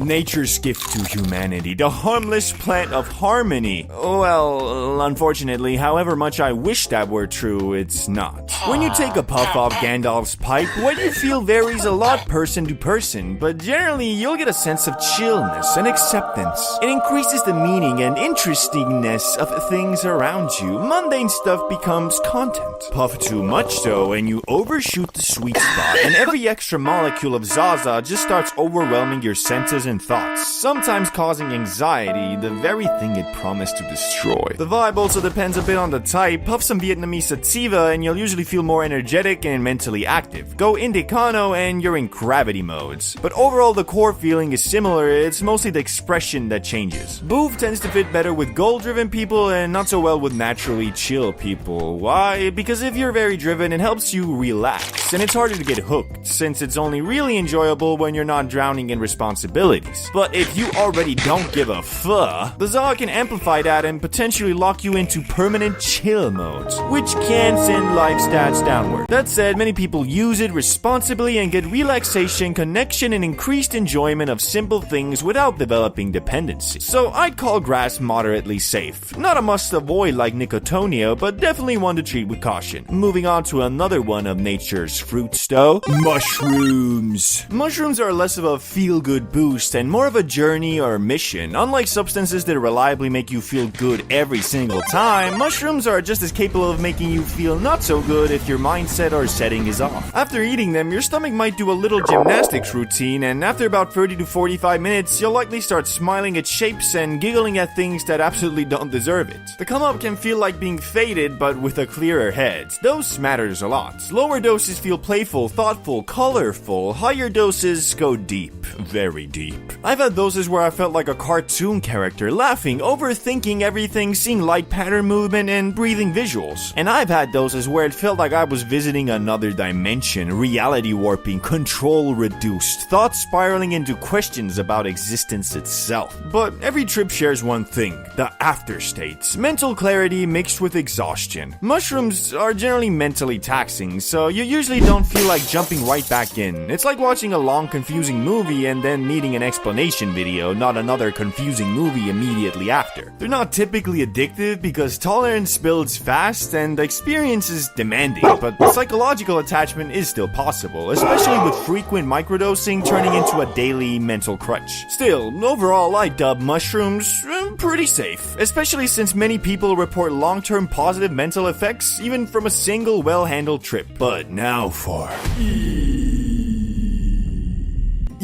the party pill, the one that makes everything feel good by massively boosting serotonin. Basically, it takes a big chunk of your brain's stored happiness chemicals and drops them all at once over a few hours. In the moment, it can feel incredible. True bliss is honestly the best way to describe it, but there is a dark side, a very dark side. What it feels like during is emotional warmth, connection, empathy, music hitting different, people feeling amazing, conversations feeling important. Your brain is basically in max serotonin boost mode. But afterward, yeah. Even if you only do it once or twice at a party, the days after can feel rough. Not always, but often. Emotional emptiness, slight detachment, low mood, like nothing hits the same. Not because you're permanently fried, because you just overstimulated your serotonin system and now it needs time to rebalance. You experience turbo happiness for a few hours. Normal happiness feels like the demo version after that. Usually after one or two uses, this dip fades in a couple days as your brain refills and resets. Sleep, food, and time help a lot. If you abuse it though, bit of a different story. That emotional flatness can start lasting longer. Mood drops harder, anxiety episodes, sleep gets messy, motivation tanks, and brain fog rolls in. The magic disappears and people start chasing the first roll, which never really comes back the same way. And here's the big difference between this and something like mushrooms. Mushrooms are more of a journey you can bring something back from. E is mostly just a few hours of chemically amplified bliss that feels like 10 minutes in hindsight, no built-in lesson, no deep insight, just you, white pupils, loving everyone at the function. And the dangerous part? I'm not gonna lie, for many people, it is one of the most fun nights they've ever had, which is exactly why it hooks people into repeating it. So genuinely, do not try it. High fun, high cost potential. This one goes in the ultra avoid tier for me. Not recommendable, and personally one I regret touching, because once you felt that artificial maxed out bliss slider, you know it exists and you can't naturally recreate that exact level, which kinda sucks to be aware of. But now for Coca-Cola pre-patch. Coke is like E's more business and alpha male centric brother. Both are considered party substances, but whereas E is more of a empathogen, boosting feelings of connection and emotional warmth, Snow is a pure stimulant. It doesn't make you feel connected, it makes you feel like you're the shit. Confidence, speed, alertness. That's what it boosts. Your brain feels sharp, your mouth runs at 2 times speed, your ideas feel brilliant, and your jokes feel amazing, even when they absolutely are not. It's definitely a very fun time, but one you're more likely to look back on as, man, why did I say that, than you would with E. Because unlike E, where you're hugging people and talking about childhood memories, Coke mode is more like interrupting people, explaining things nobody asked for, and feeling like the CEO of the room. The big difference is duration too. Coke hits fast and leaves fast, which sounds nice, but that's also the trap, because when it drops off quick. And that's when the redose demon taps you on your shoulder. Just one more time, bro. You need that boost to pull that baddie. And that one more loop is where a lot of people get caught. The crashes are just as bad as E, but different. Less emotional emptiness and more dopamine drought. You feel drained, irritable, unmotivated, like nothing feels rewarding, sleep gets weird, appetite swings, and your brain feels like the fun switch got turned off. With heavier or repeated use, that low drive, low mood state can last days or even weeks. And again, unlike mushrooms, rooms where the experience is the point, or even E where people chase emotional connection, Coke is mostly just speed, ego, and stimulation. No built-in lesson, no afterglow wisdom, just borrowed energy with interest. But, well, I guess the upside or risk or whatever is that you can be highly functional on snow, kind of like Adderall but with a side dish of ultra confidence. But still, this one lands firmly in the ultra avoid tier for me too. Smoking ganja, inhaling nature's secret mist, partaking in the forbidden lettuce. Call it what you want, it doesn't really matter. What does matter is how you act when you do it. And not just how you act in the moment, but your mindset toward the Za in general. Because after about 3 years of being a self-appointed Zaza scientist, I've started to notice something. Your relationship with the Lord's Loud is often just a reflection of your overall personality. Are you a binge toker, a controlled, consistent explorer, or are you the guy who only really enjoys being faded when everyone else around him is also faded? There's a lot to unpack here, so let's just start this off properly with the Unwinder. The Unwinder is a type of lettuce enjoyer who uses the grass to, well, unwind. And I don't just mean he tokes up at night after work. His entire mindset toward the lettuce is basically flipping a switch in your brain that activates chill mode. Whether he's alone or with friends, he's almost always down for whatever, as long as it doesn't involve interrupting his chill. So if you're faded in a group with this guy and someone goes, "Hey, you know what will be crazy? If we all went skinny dipping right now in that ice cold pond outside," you can know with 100% certainty that he does not want to go. Internally, he is in agony because everyone just agreed to an activity that is completely incompatible with a chill night. But since he is chill to the max, instead of complaining like a little bitch, he goes along with it. He does the stupid skinny dipping, he participates, he nods along, but he looks visibly dead inside because while everyone else is out there having fun, all he's thinking is, "I can't wait for this to be over so I can get high and watch alpha male influencers," ironically, for comedy. Which brings us to the bane of the Unwinder's existence, the recovering alcoholic. And obviously, I don't mean this literally. I mean the type of dude who doesn't view the grass much differently than he views poison in a bottle. To him, getting faded means entering an altered state of mind where the goal is activity, banter, movement, ideas, doing things. And I hate this guy. Well, not really. Because if you've ever been in a sesh made of only unwinders, you know the problem. The aura of chill becomes overwhelming. Everyone is so content with whatever that nothing actually happens. No show or movie gets chosen, no midnight McDonald's run is agreed upon, no potential link up with some baddies is even explored because all of those things would interrupt the chill night. But here's the reality. Even the chillest of tokers enjoys a bit of flair, a bit of spice, something that adds variety and gives you a new appreciation for chilling afterward, which even the chillest of unwinders need a little adventure now and then, if only to have something to talk about afterwards. So while the unwinder and this guy are complete opposites, they actually need each other to survive. One prevents chaos, the other prevents stagnation. Together, balance. But beyond the yin and yang of Za smokers, there are a lot of more specific archetypes, and one I've been noticing a lot lately is the one who starts moving irregular. You'd think this one would be super common, but it actually isn't. For most people, the Za just amplifies who they already are. Sure, they'll have more wild takes, more philosophical comments, maybe some outlandish remarks, but it's still them. When the Zaza gets someone moving irregular though, you can tell instantly. I'm talking about the dude who changes, he warps, he becomes a version of himself you never see. Maybe it's a side that's always there internally but only comes out when he's high.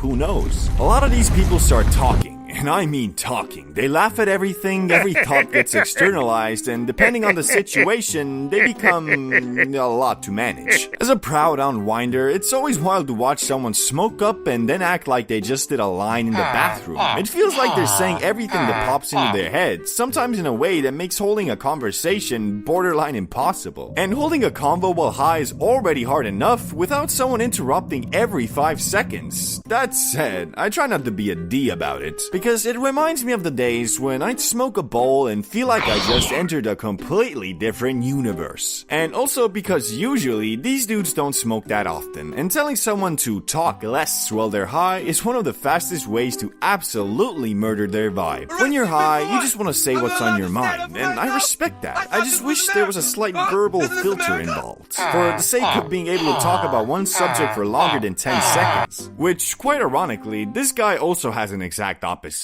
The sunken place. I low-key used to be like this, and the reason was pretty simple. I wasn't fully comfortable sharing my high thoughts, or honestly my thoughts in general. I've always processed life a bit differently. But enough self-glazing. The sunken place isn't really a type of za smoker per se, but it can be, especially if you find yourself entering it often well off the zaza. It's a state of deep thinking, analyzing, criticizing, planning, but instead of doing it normally or sharing some of those thoughts if you're in a group, you completely disappear into your own head. From the outside, it just looks like you're quiet, maybe a little sad, because let's be real, nobody thinks deeply with a smile on their face. If you've ever toked up with someone like this, you've probably felt inclined to ask, "Bro, you good?" Or, "What you thinking about?" But I'm sorry to tell you, despite your good intentions, all you're really doing is interrupting his 7-layer plan to escape the Matrix, or his full psychological analysis of everyone in the room. What makes it funny is when he finally snaps back to reality, because you could be talking about some random shit for like 20 minutes, he's been quiet as a mouse the entire time, and then suddenly he just goes, "Yeah, bruh, that's why I stay looks-maxing."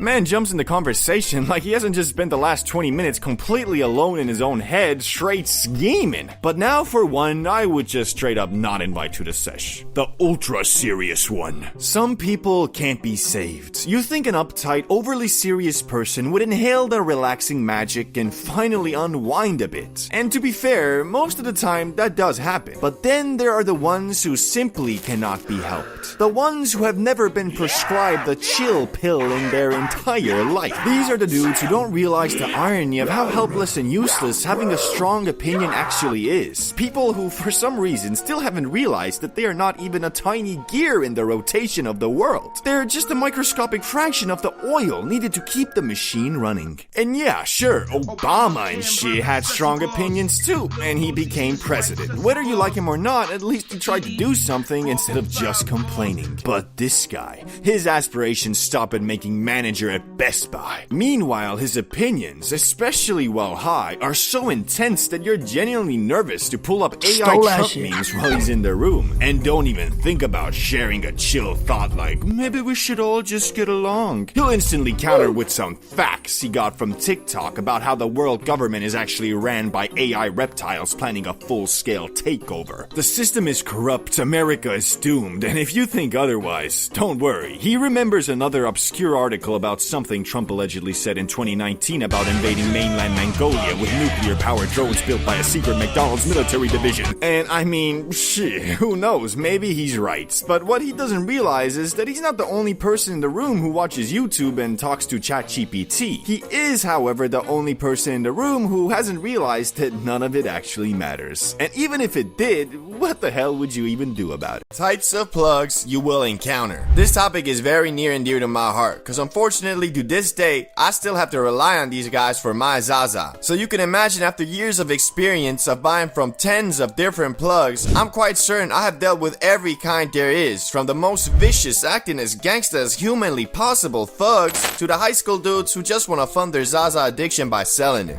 And I think it's appropriate to start off with the type of plug I bought from my very first time. And he was the friend who knows a guy who knows a guy who has that exotic. This one isn't really officially a plug per se, but then again, I'm willing to bet this was how most people first encountered any type of Zaza seller. Every time when you and your friends discussed the grass and wanting to try it, he always said something like, "Yeah man, if you really want some, I got a few connects and they always sell that exotic." But in reality, dude's connects were usually his older brother or friend who actually knew someone. So for me, the times I did acquire the grass through this man, that shit it was always some Reggie for real. And not just that, it always had a massive markup, cause who else can you sell oregano mixed mid-za for premium price than a bunch of stupid youngsters? But I can't fault the homie too much, cause back then, man, I swear, you could smell some grass and get faded, so everything seemed exotic, even if it was mostly herbs and spices bought at the discount aisle at Walmart. But even so, I ain't mad, cause that's the nature of business, I guess. If a dude is willing to buy your oregano pack for $30, then so be it. You gotta learn from it and move on. And so I did, and found myself a new plug, who was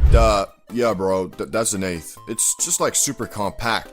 You know, like a diamond. the dude who always shorts you. A plug like this never has any longevity, cause I mean, after being shorted 1 or 2 times max, however much you crave the za, usually your self-respect won't allow you to go back to mans like. So, you got the 8th? Yeah, of course, dog. I'ma hook you up nicely this time. This some good shit. Nice. Show me the bag real quick, though. Gotcha, big dog. Here it is. Where is it? Oh, wait, hold up, my bad. You need this to see it.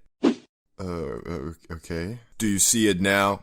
It's like super compact. You know, like a diamond. Yeah, like a diamond, right? Yeah, okay. But, I'm gonna have to skip this one. I don't really even want any za right now. Alright, bro. You're a loss. Get the fuck out of my car.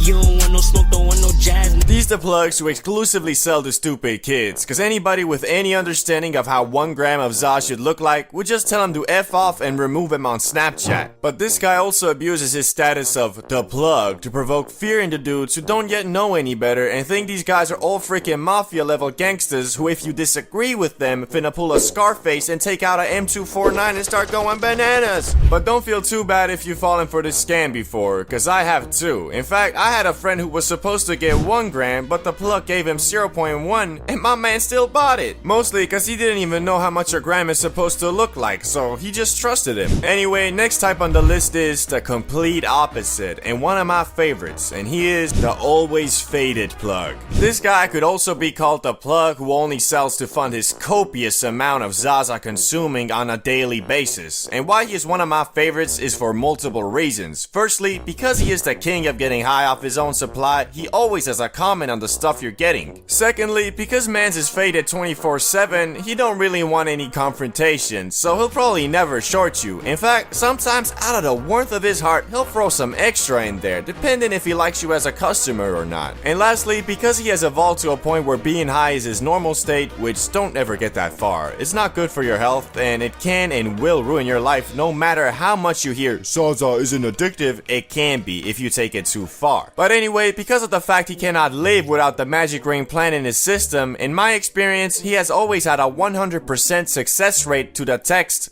"Hey yo, you got any?" That meaning, mans is more reliable than a Volvo, mans is more dependable than James Bond, mans is more loyal than a golden retriever, goddamn! The only problem, well, problem for you, the customer, is he is usually pretty on and off on the plug-in business, because if you can get that addicted to za, it's usually a personality trait, so knowing that, this guy either smokes every day 24/7, or he is completely grass-free. And when he is grass-free, he disappears like the Avatar. So yeah. But now on to the next plug on the list, and he is the plug who should have probably started an actual business instead. This plug is quite rare, and I've only ever met one of these mofos, but oh boy, what a roller coaster ride it was. I remember it like it was yesterday. I was looking for some grass, so I hit up my usual plug, only for him to inform me he is, quote, out of the game, but will give me the Snapchat of a guy who is, quote, new to the game. And so he did. And after writing mans asking for some grass, he told me to meet up near a construction store. And since this was a while ago, I ain't have my license yet, so I ran me an e-scooter and rolled up. And the person who greeted me was none other than Mr. Invisible. Yeah, no, that was like his actual Snapchat username. Anyway, it was the short guy who kinda looked like a goblin, but he seemed quite serious and was the first plug ever to write me afterwards asking, how was the stuff? And after replying, he also gave me a free freaking affiliate program. Not for real. He told me every friend I link him up with, he will give me $20 if they ever buy from him. I ended up not doing that cause it kinda seemed ridiculous. Like, bro, you sell grass, not fucking VPN subscriptions. But over the next 6 months, I would see this man build a Snapchat grass cartel. Dudes was posting stories every day of his illegal activities like he had the cops under his payroll or something. And funniest part was, over the 6 months that I acquired the grass from him, I saw how his $10 camo pants and $15 Shane jacket turned into Gucci pants and an Armani jacket. Like, goddamn! Bro was really trying to be the local Scarface, and dudes even had mofos working for him. Like, sometimes I'd write him and he'd literally reply, "Come here, I'll get an employee to bring it to you." Employee? Bro was acting like he Mr. Krabs, sending SpongeBob to secure the secret formula. But unfortunately, his plugging career ended in about 6 months, where he sent us off with a heartwarming goodbye on his Snapchat story reading, "Greetings, my beloved customers. I am informing you all that I will unfortunately no longer be your plug, as I am moving on. It was great while it lasted, and I wish you all the best. As for the Zaza, I mentioned 3 people in this story who will fill my shoes in this field. Stay cool. Peace out." And the craziest part is, I'm not making any of this up. This dude was a legit comedy movie character, and his personality reflected it. He was like the generic Slav trapper guy who tried his hardest to act as gangsta as humanly possible, and every sentence man said had to have at least 2 curse words. So yeah, although he is the most memorable plug I've ever had, he definitely wasn't my favorite. That spot has to go to the friendly neighborhood plug. The best plug a man can ask for. This would be the dude that lives close to your neighborhood, so you don't have to travel around the whole of Skyrim just to get some za. But if that wasn't enough, this the plug that also, as the name suggests, is friendly and doesn't act all gangsta, nor shorts you for no reason, nor is high 24/7. He's just a chill, reliable guy. And sometimes he'll even come to you, cause you live in the same neighborhood and he enjoys riding his bike while flipping packs and making racks. And unfortunately, however much this dude is just a normal human being, in the field of plugs, well, he's like a diamond. Very rare. So if you got yourself a plug like this, be thankful for your blessings, cause your next one is probably gonna be the usual local wannabe Pablo Escobar. But hey, plugs usually switch like every 4 months anyway, so don't be discouraged when yours is, well,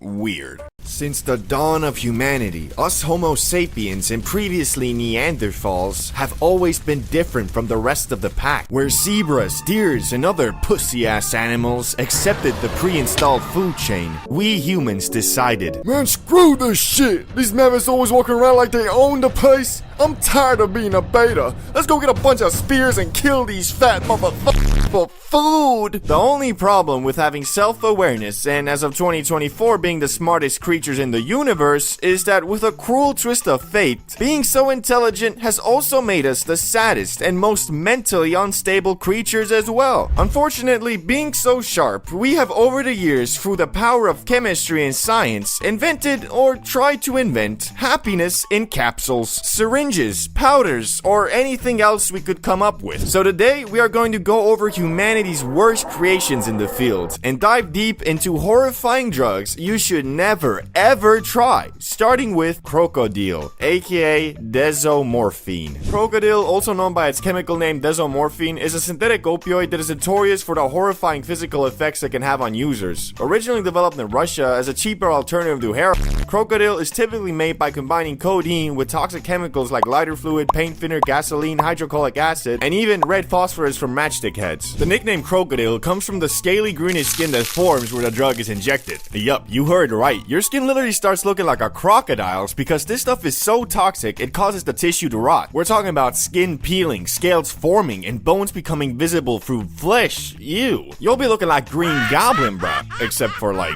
super strength and a cool glider, you'll just have a life-destroying addiction to a DUI opioid.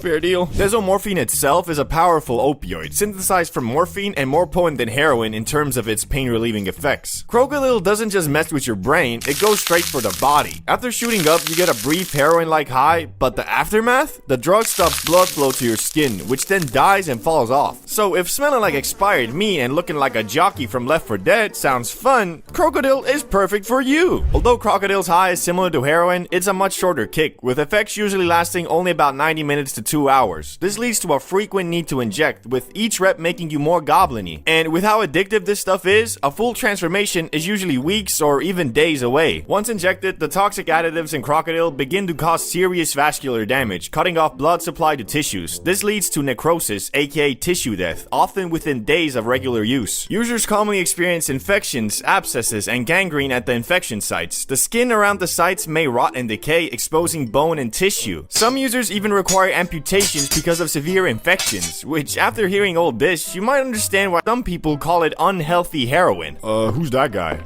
Oh, that's Tom. Yeah, he's into all types of messed up drugs. Damn, hate to say it. Yeah, don't talk to him. He's definitely a bad influence.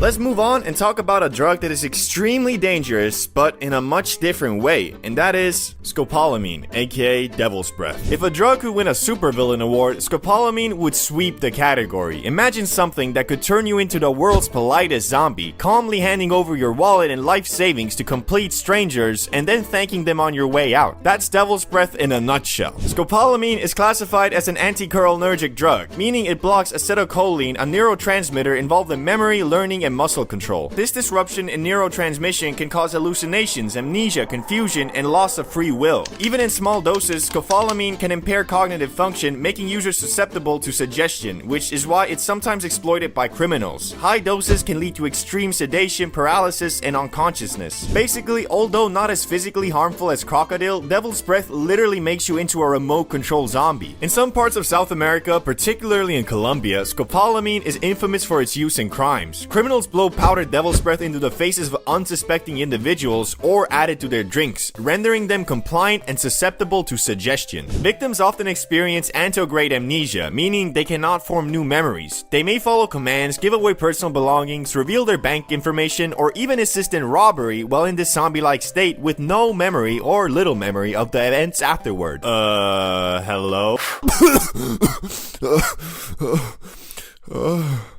Where am I? What? You're Jack Doherty's stream fan. Here, sit down and watch this for 6 hours. Wouldn't it be like more productive for you to have me rob a bank or give you my bank details or anything else? Nope. Well, fuck. It's not all super bad though. I mean, in modern medicine, scopolamine is still used in very controlled doses to treat motion sickness, nausea, irritable bowel syndrome, and to alleviate symptoms of Parkinson's disease. At therapeutic doses, scopolamine is relatively safe under medical supervision, but its effects increase dramatically with higher doses, leading to severe mental and physical side effects. All in all, if you have plans of becoming a supervillain anytime soon, this might just be the thing to get you going. Now though, moving on to the next substance, and that is Flakka, aka synthetic bath salts, aka alpha PvP. Flakka is basically the result of someone saying, you know what, bath salts aren't intense enough, bruh. It's a synthetic stimulant, and while the high might start as a short burst of energy, it quickly turns into an episode of The Walking Dead. Only this time the zombie is arguing with a mailbox cause it looked at him funny. So how does it work? Well, imagine you're suddenly the star of an action movie where you're invincible and can outsmart everyone. Except in reality, you're flailing around the street wearing one shoe and debating philosophy with a stop sign. Flakka disrupts the brain's dopamine system, so while you feel invincible, you're actually just terrifying every passerby. Where are the Fruit Loops, you slime? You told me you'd give me my Fruit Loops today. Excuse me, sir? Are you okay? What? Of course I'm not okay, my fellow Space Ranger. This intergalactic death slime won't give me my goddamn Fruit Loops back.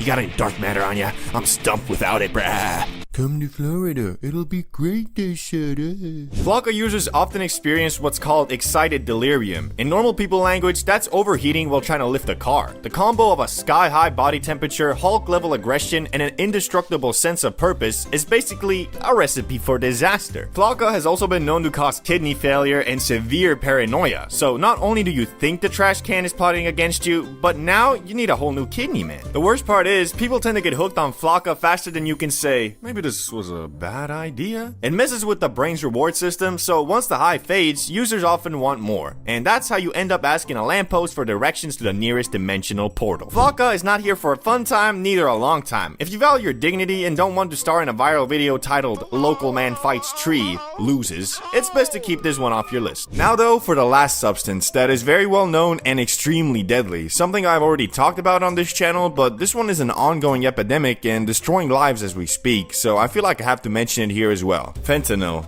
aka death. Okay, so no one calls fent death, but they should, because this drug is known for killing people like flies. It might not be as extravagant as the other substances in this video, but that does not mean it doesn't belong here. Fentanyl is an ongoing crisis in the US, meaning unlike Crocodile or Flocka, which are niche drugs, by the time you finish watching this video, there'll be at least one person who OD'd on fent. Fentanyl is slipped into everything from coke, molly, other opioids, and yes, even weed. As Theo Vaughn said to Vice President-elect JD Vance, I don't know if I'd be sober if this stuff weren't killing people, to be honest with you. which might have not been super appropriate to say, but you know, he's kind of right. There is no escape from fentanyl. You do it once and you're hooked for life, which means a couple days to a week or two max. Cause if you're lucky enough to escape fent your first time, it'll get you so addicted, you'll most likely start considering selling your body on the streets to get more of this stuff. And then, well, OD and die. Hopefully, by the new appointed leaders of the free world, this awful pandemic could finally start declining, but until that day arrives, doing anything besides store-bought stuff is truly a deadly gamble. 10,000 BC, a group of cavemen in the Oki Islands of Japan needed some warmth and wanted to start a fire when they discovered a funny-looking green plant, and either out of curiosity or desperation, took it and inadvertently created history's first ever hotbox. Yet, this early grass was not that loud that people be smoking today, because as we know, over the years the za has been scientifically and artificially cultivated to be much more concentrated in the high it gives. So although it is funny to think about a group of cavemen purposely starting a fire in a small shelter for the sole purpose of getting faded in a hoe,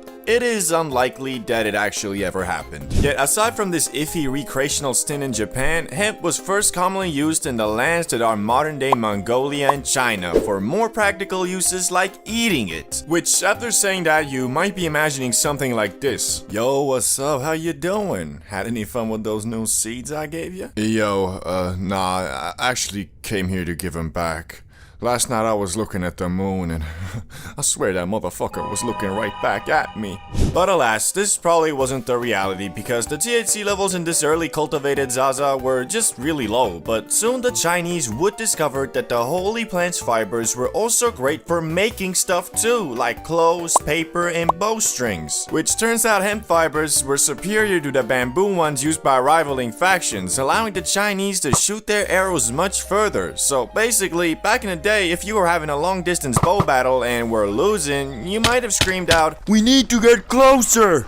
These motherfuckers have weed!" Anyway, it wasn't long after mofos realized that the loud wasn't only good for making stuff, it was also great for treating physical maladies. And after a couple thousand years, Emperor Shen Nung, known as the father of Chinese medicine, included the magic plant in his medical encyclopedia under the name Ma. Which, that sounds oddly similar to Za, doesn't it? I'm guessing every couple thousand years, the first letter changes or something. But now, let's explore the question we're all asking. When exactly did mofos start ripping that shit to get faded? Well, one of the earliest counts is about 2,500 years ago, when researchers discovered 10 mini barbecues in a cemetery near modern-day Tajikistan that had residue of burnt cannabis with a much higher concentration of THC than normal, probably meaning it was selectively bred to get you, well, lit. Although this was one of the first counts of people purposely inhaling the broccoli to get high, it was most likely used as part of a ritual to invoke an altered state of mind so you could communicate with spirits. Which shit, dog, I wanna know what these dudes were smoking, cause I ain't never heard of no grass that gets you to the spirit realm. This might have low-key been the last kush Snoop Dogg smoked, cause once you get so high you start communicating with your dead gran-gran, that's when you really might be like, Okay, I think it's about time I stop smoking this shit. Since cannabis, for one reason or another, proved to be quite the useful plant, people started trading it around the world as soon as it was domesticated. Which the only people who didn't really fuck with the Zaza were Europeans, who preferred getting hammered instead. Which is low-key reflected in modern times too, especially in the northern countries where once you turn 18, you can drink as much poison as you want, but if you want a blaze, well, you might be looking at a little bit of jail time, my boy. But now, let's quickly go over the uses of cannabis throughout different cultures so we can move on to the modern age, starting with Hindus. They made something called Bang, an edible cannabis paste that had medicinal properties, but also got you high. This could be added to a variety of foods and drinks, which this Bang was the preferred food of the Hindu god Shiva, making him in my eyes the god of edibles. Disclaimer, that was a joke. Islam. Here the Za was called hashish and was introduced about 1,000 years ago, which hashish wasn't strictly forbidden in the Quran at first, so a lot of Muslims ate it for its medicinal and relaxation properties. But later, Egypt basically banned it, and also the Quran was revisited by many and reinterpreted to include hashish to be banned just like alcohol. The Vikings. These dudes basically used the Za to make rope, sailcloth, and other things, but also for its medicinal properties, mostly to relieve pain, and to date there's no hard evidence that they consumed it for its recreational use, but you know, maybe they should have, because they were quite the horrendous savages and murderers, so it might have made them think a little bit about peace and love. But what about America, England, and the actual global world powers? How did they react to weed? Well, again, like the Chinese, Europeans and Americans at first prominently used the magic green plant in the 16th to 18th century for more practical things like making sailcloth and rope, which the plant itself grew much larger in the New World soil, and combined with the practicality of it, everything started being hemp-derived. Clothes, paper, well, basically anything that required fibers. But the question still remains, when did mofos start smoking that shit to get blasted on the regular? Cause although at some point you, your neighbor, your grandma, your boss, and even George Washington were out here growing weed, wasn't nobody out here rolling them up. Well, until the arrival of Mexicans. The loud version of hemp first arrived in Brazil in the early 1500s by way of enslaved Africans traveling with the Portuguese. And the native South Americans, who are already consuming some other psychoactive substances, quickly started blazing the Zaza too, and its use soon spread across South America and into Mexico, from which in the 1910s is when the loud first spread into the US, via Mexican immigrants escaping the effects of the Mexican Revolution. And almost immediately the good was viewed as a threat, and by 1931, 29 states had banned its use. Although it wasn't really the Zaza that the US didn't fall with, it was unfortunately mostly just racism against Mexican Americans and black citizens of the South, which both these groups were enjoyers of the Za to some regard, so it became a scapegoat for racial bias in the US, and they blamed it for everything from petty crimes all the way to murder. And in 1937, the US completely banned all non-medical use of weed, which all this kind of explains why the mostly peaceful plant has been thrown in the same Schedule 1 category with full-on life-destroying substances like heroin and cocaine. But thankfully, a couple decades later came the hippie movement of the 1960s to 1970s. This is what lightly sparked the comeback for weed, cause unlike before, when the Zaza was mostly smoked by Mexican immigrants and black citizens who the US was massively racist against, the hippie movement had middle-class white American youth start blazing too. Which it was all about love, peace, spirituality, non-violence, and of course, every hippie's favorite, recreational drug use. Although most hippies were all about peace and love, that was quite easy to say when most of them were literally privileged enough to drop out of college, run off with Cassandra in a rainbow van, go on copious amounts of mindset-altering trips, mostly powered by LSD, and then return 10 years later to their parents and have them say, "It's okay, son. I was young and stupid once too." Anyway, although the grass was still federally illegal, this didn't really do much, cause in 1976, 1 in 8 Americans over the age of 12 admitted to smoking it in the past 30 days. Hippies though were especially interested in cannabis, so much so they went on something called the Hippie Trail, which was basically an excursion by the youths of the world to go over to the Middle East and India, all while riding in magic buses and discovering new ways to get absolutely blasted, such as smoking the concentrated Zaza resin known as hash.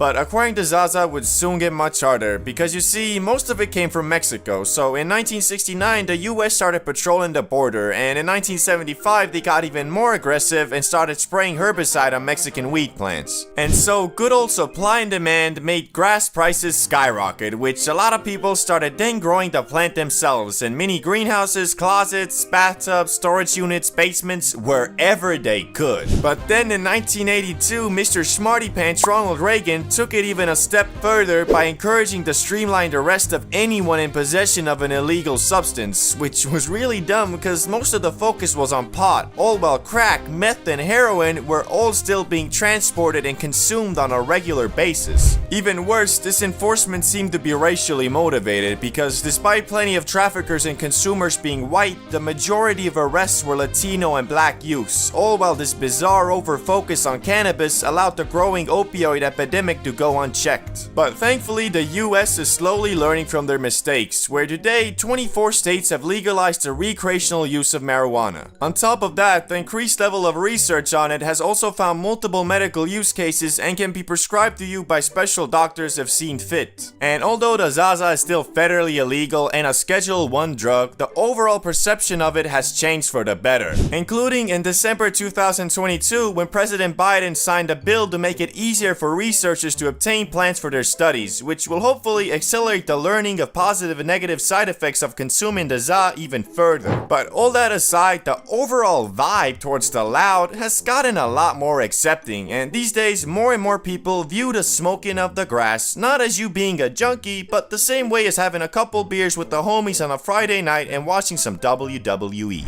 Man, smoking too much is such an awkward thing, especially because of how normalized getting faded has become. Nobody wants to be the guy who kills the vibe by admitting they graining the thaw out. Like, dudes be knowing they approaching their limit, but peer pressure is a bitch. Like this one time in school when we were smacking the paper planejamin on lunch break, and I could tell everybody was nearing the border between Yodiland and the Upside Down, but this motherfucker Salamander just kept on passing the J, and nobody wanted to be the first one to back out. Everyone kept on puffing and puffing until this one motherfucker just started puking. Like, goddamn. Safe to say, dude probably hasn't smoked again till this day. But you know, that was high school. Most kids weren't on that Wiz Khalifa pack like Salamander. I mean, this dude's parents were barely home, so mans must have just been low-key looking for attention by acting out, but instead all he got was Snoop Dogg's tolerance and all the school thotties daily driving his dick. Some of you might not even know what it feels like when you smoke too much though. Shit, I know I didn't. My dumbass always just concluded that the stuff was laced, which looking back at it now makes me feel like a dinglebop for real. I mean, how you gonna smoke way more than you usually do in a situation you're not super comfortable in and then blame it on the weed? It's like a drunk driver suing an alcohol brand for making him unable to drive straight. Shit, it's like going to the store and buying too much food and then blaming the cashier for not stopping you. Like, bro, it's not on Jimmy the Plug God. Dude is probably smoking the same stuff as we speak. And yeah, I know sometimes it could actually be laced, but what does telling yourself that help? Like, wouldn't it be better to believe it's not and your brain is just tweaking? Then you could maybe, you know, calm yourself down. Unlike when you've convinced yourself the Plug is a fucking supervillain going around giving his customers schizophrenia. Like, goddamn son, someone's gotta like the bat signal for real. But shit, I'm out here preaching like I ain't done this myself. Back when I was younger, I did green out a couple times, but since then, I have developed rules I follow to avoid this at all costs. Like, for example, first rule, you don't always gotta get obliviated, bruh. Seems simple enough, right? But back in the day, every time we were smoking, my dumbass felt like I had to get higher than last time. Once the J reached me, I just...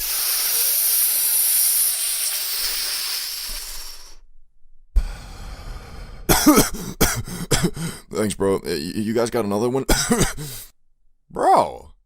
No. There's just some basic etiquette too, like everybody wanna get faded equally, but one thing with smokers is they usually always chill and peaceful, so when you start hogging a spliff, rarely is somebody gonna forcefully take that shit from you. Just next time when you pull up, they'll bag your ass, pistol whip you, throw you in the trunk, and bury you alive next to Mr. Beast. That video would probably have to be on Rumble though. But point is, you don't always gotta be the highest in the room. Second rule, accept your limits. This is low-key the most important and the most difficult, but you might be thinking something like, don't you mean know your limits? No, I don't, bro. Cause I bet most y'all know them. Just when you be watching Fulcrum smacking the Benjamin like that bitch be only containing O2, you get a false understanding on how much mofos be actually smoking. Cause you can always do more, but what you can't do is forcefully remove the THC from your system and get less high. So don't be a victim of peer pressure just cause you wanna be cool, fool. But these rules don't mean shit if you don't factor in where you are and what you're doing. time. Which leads me to the day that made me come up with these rules. The time in my young life when I smoked so much in the wrong place, I was goddamn obliviated. Shit, I smoked so much I had less dialogue options than an Oblivion NPC. The first time I got high outside the comfort of me or a friend's crib, it was the usual business. We were chilling with the gremlins, me, Salamander, and Ricky, smoking up, talking about how we don't fall with school and how we finna make it out the hood. You know, the usual Gen Z shit. When Salamander, being the thotty magnet he was, got a text from one of his female companions inviting to what this motherfucker claimed to be a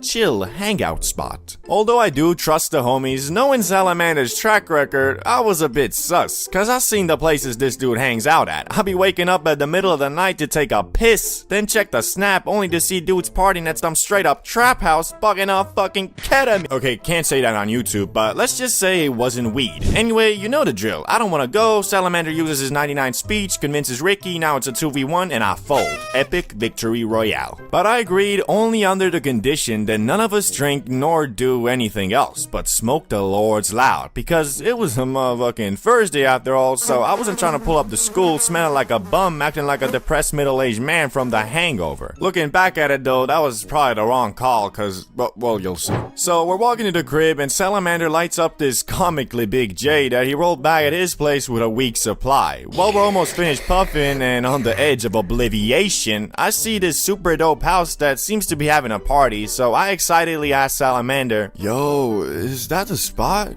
Bro, okay, that place does seem pretty dope. Oh yeah, that's the spot. Glad you fought with it. Some people are kinda put off by it from the initial appearance. Anyway, let's just go in. Yeah, it looks pretty cool. You first though. Where are you going? What do you mean? The crib, bro. Leave it to Salamander to have you walk through an amazing street filled with beautiful houses and lead you to the only one that looks like Shrek's vacation home. To add to it, me and Ricky were quite frankly bugging. But as I mentioned in the previous rules, that's not always a good thing, especially when you're preparing to go into a house where your brain has calculated a 50-50 chance of being stabbed in the gut by a freaking tweaker with a kitchen knife. In my head, I was thinking, well, hoping for the saying, don't judge a book by its cover to be the case here. But oh boy, I should have judged the goddamn book by its cover and dashed off like Prime Usain Bolt. Cause what we were dealing with was in every sense of the word except not containing any of the actual substance, I think, a crack house. These people were blasting some of the most disgusting music I've ever heard. Shit sounding like the noise a speaker makes when you fiddle with the aux cord. And because I was high, that set the whole tone of my experience there. And shit, I did not know Salamander hanged out with vampires. Most of the dudes there were looking what you would imagine the local bum to be when he was young. I was in total shock. My teenage brain could not comprehend the degeneracy, the idiocy, the overall lack of humanity in that house. And it's not like I didn't try to have fun, but our highness did not mix with whatever the fuck these guys were on. At some point, I saw him pull out a vodka bottle, and they drank the whole thing in 5 minutes dry, straight from the bottle, like they were trying to speedrun liver failure. I attempted to conversate with some of them, but to no avail. I mean, what did I expect though? A drunk person usually isn't on the same wavelength as a high person, combined with the fact these dudes probably just got done sacrificing a goat to bring forth the Antichrist. I was starting to tweak the fuck out. Well, not tweak, I guess. Me and Ricky did have some fun by just bantering about how messed up of a place we had found ourselves in. All of this didn't seem to affect Salamander though, as we spotted him rizzing up a girl we assumed was the one that invited him, but we were wrong in that assessment because 5 minutes later the girl who actually invited him saw it, went up to him, yelled at him, and then slapped that man so hard it made him rethink his whole damn life. Cause as we were laughing at what had happened, he walked straight towards us and said, "Man, you guys want to do some ketamine?" Nah, he actually told us that this was probably a bad idea and that he's ready to leave if we are. Good thing too, cause if that girl hadn't slapped some sense into him, Salamander might have gone on to do the thing I mentioned like 3 times in this video. So anyway, we went back home at like 2 a.m. or something, put on some WWE on the TV, prepared to gleep, and got obliviated. Doesn't go much further than that. Shout out to Volcrum. Mushrooms are a lot like that one friend who is always talking and it kind of annoys you, but at the same time you love him cause you know he's always keeping it real with you. So if you are fiending for a third eye awakening on some Dragon Ball Super shit, you better be ready for the Shroomy Shrooms to take you through the depths of your unconscious, where it will dig out and highlight questions about your very fabric of existence like, who am I? Why are we here? Do I like men? But anyway, that doesn't happen the very instant you eat the shrooms. In fact, the stages of a mushroom trip are so different, each one of them could be considered a substance of their own. But the first stage everyone experiences is Stage 1, Ingestion/come up. Right after consuming those Mario power-ups, you might feel your stomach twist and turn a bit, as your body is signaling to you, "This shit was not food, wasn't it?" But thankfully, it's usually pretty minor and goes away after a few minutes. While waiting for the shrooms to kick, you probably stare at a bunch of random objects hoping to find some type of moving pattern, cause that's what shrooms are supposed to do, right? Well, yeah, kind of, but after 30 minutes goes by and you're still staring at the wall with no sign of visual hallucinations, you probably think to yourself, "Man, I got scammed, didn't I?" But then you start really thinking about it. Are you feeling something? And then you think about the next thing, and the next thing, and then you might laugh at something completely random like this picture of SpongeBob, and boom, you now realize they weren't duds, and you're about to go on a journey, bro. Also, after all this, you probably move on to Stage 2, Questions that lead to more questions. You're at the point now where you know the shroom's kicking, but you don't really see any visuals except for maybe the increased significance of every object, but the main thing is you have started questioning everything you know, but not in a scary way of "nothing matters, there is no point." More of a, "Man, I love hanging out with Charlie." Wait, do I though? What type of person is he actually? He's friendly, but kinda secretive and keeps to himself. What is he keeping to himself? Could he be a totally different person?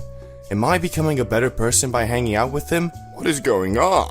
So yeah, this stage can be very eye-opening to some, especially if you're the type of person to hang on to problems and worries instead of facing them. Because however hard you try not to think about something, the shrooms won't let you. And although it might seem like that's a bad thing, it's actually not. And you should treat this time of the trip to pinpoint the main questions you would like to receive some type of answers to by the end. Because soon after, you're gonna go to Stage 3.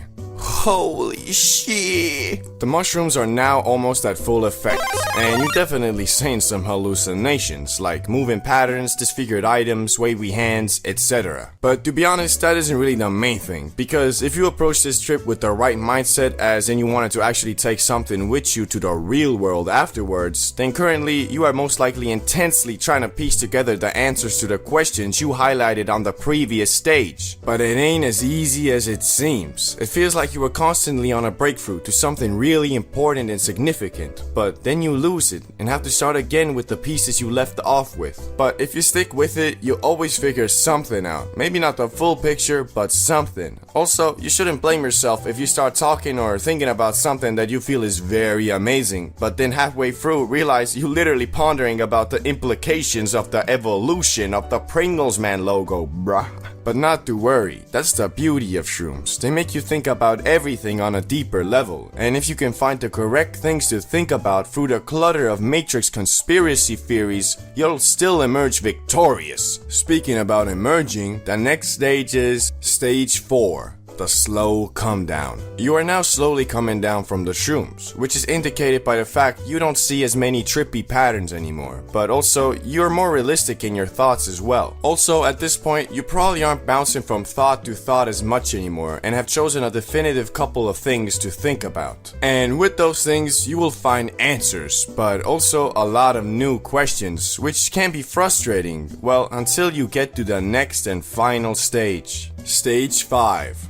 Journey complete. At this point, you have almost completely came down from the magic, but not really, because although you don't see any hallucinations anymore, you feel more in touch with reality and yourself. The best way I can describe this stage is like it's the fruit of your labor. This is the stage where you've gone through the constant questions and search for answers and come out victorious. Best way I can describe it is like you're high off some Zaza, but with a much clearer head. So this is the perfect time to play some video games, watch a movie, or do really anything you find fun. Ever wonder why some dudes can inhale that freshly cut grass an unholy amount of times with eyes so red you think dude is bleeding internally on some exorcist shit, but when asked, "How you feeling, bro?" they'll respond with something like, or, "Honestly, could go for one more J." Well, the reason for a response like that is due to their grass smoker power. which, contrary to popular belief, isn't all about tolerance. Although that can be an important factor, it isn't everything. So Randy, who's 30 years old and has been on a tea break for 2 years now, but has been consistently inhaling that grass for the entirety of his adult life, will be much less likely to freak out over some stupid shit than, for example, Jimmy here, who's been getting high for 2 months straight every day and claims himself a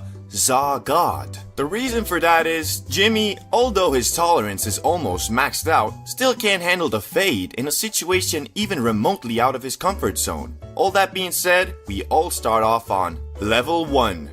Bro, I think it was laced. Level 1, the good old times where the Za was still mysterious and scary. This is the level you're at if you've inhaled that magic spice only a couple times, and only so in the safest, securest, and good vibey situations possible. And honestly, while at this level, you couldn't even imagine doing anything besides eating Doritos and scrolling YouTube shorts whilst blasted, cause you just haven't gotten used to the feeling the green bestows upon you. That being the increase in significance of every thought and action, and because you don't know how to control it, your experiences with weed are mostly in your own head. So when you high, you can't focus on shit. Like really, the only thing that seems to catch your attention for more than 10 seconds is that sweet, sweet flavor on those Sour Patch Kids that you never knew could explode in your mouth like that. Now, depending on if you getting blasted solo or with friends will determine your speed of leveling, cause usually if you with friends, you get used to the Za more quickly because you're socializing. Plus, you know, there's always that one guy in the group that likes to mess with the newbies by getting them as high as possible and then being like, hey guys, let's go to the gas station. Which might seem whatever, but if it's your first time, you might just have a damn panic attack at that 7-Eleven. Cause I swear, everybody is looking at you, and the cashier, he's onto you. Yeah, f that guy. Anyway, if you keep on eating grass, you'll move on to Level 2. I am the Zaza God. Remember Jimmy, the self-proclaimed Zaza God? Yeah, well, he ain't quite the Za God he believes himself to be. To be honest, he barely a Za foot soldier. Cause it's all good and fine if he gets blasted up to Mars in the comfort of his own home, but take that comfort away and you'll most likely find him walking behind the group on his own looking like a lost puppy. And the reason for that is, my man's thought that he's been high so many times he can be high anywhere, which sadly isn't the case. Think of tolerance as the size of your dick. It can be massive, destructive in nature, and uncontrollably powerful. But what does that matter if all you use it for is to jerk off? Same with tolerance, it's situational, so you can be unfazed by the Za in the comfort of your own home, but as soon as that comfort is taken away, you a total noob again. Instead of focusing on the size of his T, Jimmy should have been focusing on upping his riz and going out and pulling some quality baddies, if you get what I mean. I'd say going from this level to the next is one of the biggest steps in between levels, cause to confidently say you a Za God, you should be able to keep your cool in most public situations, even if everybody is staring at you and every car with a hint of blue is a FBI agent ready to take you away for good. You gotta be chill, like a cucumber. And if you do study the cucumber enough while spugging off the broccoli, you might just advance to Level 3, Transformer Optimus Prime. This level is called Transformer because it's the level where your Zaza adventures completely transform. Instead of only smoking up at the comfort of you or your friend's home, you can now make plans in somewhat chill public areas like fast food places, cinemas, the park, the spa, or really anywhere where you know people will most likely be minding their own business. And because of this newfound power, you probably have also started blazing that green more, which depending on the type of person you are, it could start affecting your everyday tasks and goals negatively because although hard to admit, the Zaza can and will make you a lazy mofo if you let it. But as I said, it all depends on the shape of your character, so if you can control the inherent laziness the Za tries to curse you with and still keep on rolling with your goals without becoming a Dorito munching World of Warcraft playing stay-at-home hobgoblin, at some point you'll move on to Level 4. Yeah, to be honest, I'm high right now. Welcome to the ultimate purgatory and struggle of a consistent Za enjoyer. As I said before, you only advance to this level if you didn't become a Star Wars lore arguing Prime Dumbledore admiring League of Legends playing high stay-at-home goblin. Wait, why are you Star Wars lore all the time? And I love Dumbledore. Well, at least I don't play League of Legends. Anyway, as I was saying, it's quite hard to make it to this level, and even harder to stay here, because nowadays you are so used to doing stuff while blasted, you could theoretically be in that state 24/7. But the problem is, you also know being high 24/7 is expensive. Plus, even if you don't notice, I'd say for 95% of people, it makes them less productive as well. So that's why I call it purgatory, because you're constantly pondering the question, should I maybe do a quick hit before doing this? And although I'd love to say I have the answer to that question, I don't. It all depends on you and your situation. So for example, if I had a job interview, I wouldn't do a quick hit. But then again, I know dudes who say the za makes them less nervous and stressed, plus more talkative. So for those people, I'd have to say, go ahead I guess. But if one day you find a definitive answer to the question, should I maybe do a quick grip before this? You'll move on to the final and most elusive level there is. Level 5. Za God. You have entered into your own subconscious and from it dug out answers to humanity's biggest questions like, are we alone? Why are we here? Why is an 80-year-old man running for president again? And of course, should I bang that Benjamin a little bit before heading out? And I'm sorry to inform you guys that I do not know much of this level because I have yet to make it this far myself, and I still have no idea why Joe Biden is running for president again. But I can tell you this much. This is the level that completely transcends tolerance, as you really don't even need to worry about that anymore, cause you know your body to the point you always know what amount is the right amount. Also, you have figured out the perfect formula for working hard and following your dreams, whilst also inhaling that za and being a chill and interesting dude. High school parties, one of the only places on earth where you can see a mofo jug a bottle of vodka, do a backflip, land on his head, then proceed to get up and go spit some game to the host's mom, and you'd still be like, meh. Like, these places are so filled with hormone energy and axe spray, the only comparison you can really make is high school locker rooms. But even them shits ain't got nothing on the parties. I mean, you basically take these Neanderthals from their locker rooms, throw them in a big house, add unlimited liquor and some baddies all dressed to get these motherfucking cavemen horny, and you got yourself a situation where if the house doesn't burn down and no one dies, it's considered a success. Like, one time I was at a party with the homie Salamander, and we were just camped out on the couch when this mofo pulled up on us like, yo, is it just me, or is Brittany totally eyeing me in the corner there? I don't know. Looks like she's just talking with her friends, bro. Nah. I think she wants to do, if you know what I'm saying. I'ma go check it out. Holy shit, bro. Are you okay? Yeah, I'm good. I think the alcohol disinfected my wounds. Anyway, I'm gonna go raise up.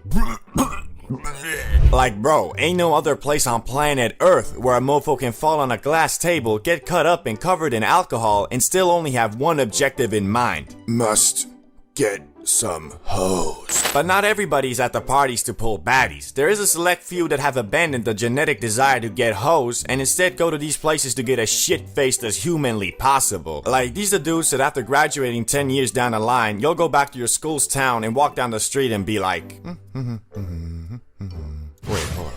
Is that Brent?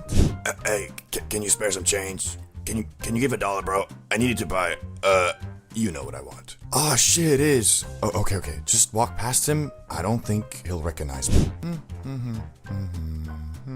Hey, AOC? Is that you?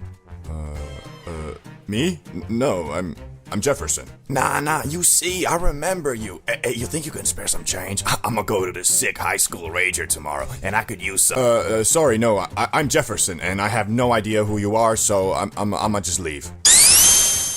But bro, I swear, you can foresee everybody's future by just looking around in a high school party. I mean, usually the function's participants were divided into groups. You got the baddies, the jocks, the nerds, and then you got the motherfuckers who pull up just to start some shit. Like, these three dudes I used to see at all the parties, let's just call them Peter, Tom, and Jeff, were there just to be menaces, bro. These the types of dudes to root for Joker, not Batman, bro. Straight super villains. Every time you saw them pull up to a function, you knew some shit was about to go down. They come with a bottle of Absolute vodka, sit down at the table, and start slamming shots one by one, and every every time they finished that bottle, they'd get up and start walking up on groups just passive-aggressively trying to start shit. But in their hearts, there was a bunch of pussios. Like, before they got that absolute in their system, or if they weren't all together, they ain't say a word. Like, I remember at one party, I was bugging off some liquor and za when I saw one of these so-called tough guys sitting alone, probably waiting for his friends to bring some absolute so he could drown his insecurities. And I was kinda bored, so I walked up on him purely out of curiosity and asked,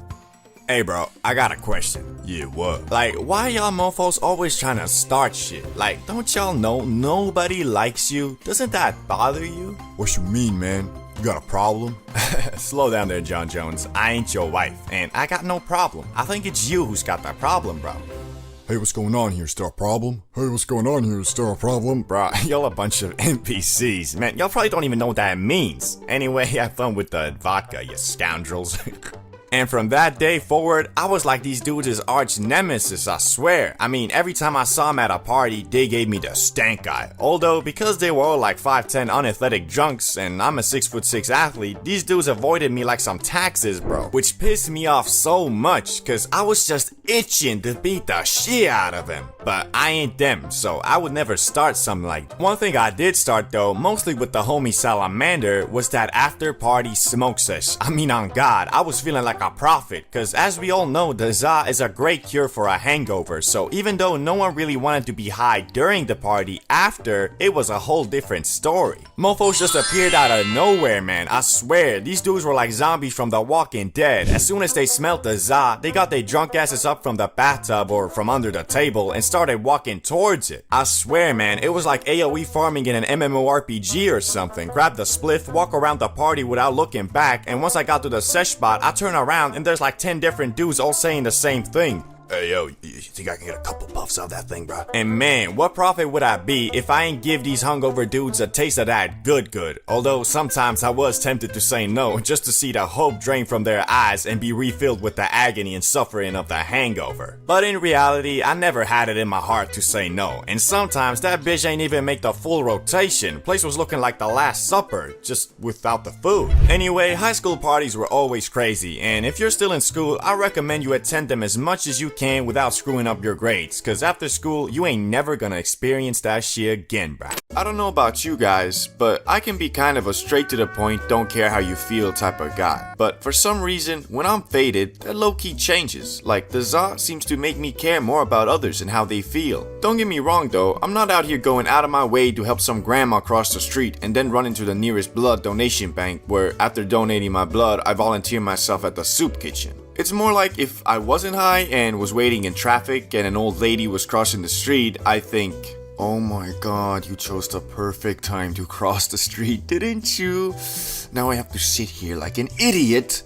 I got to do, woman. Move. Compared to if I was theoretically high. Look at that grandma crossing the street. I wonder where she's going.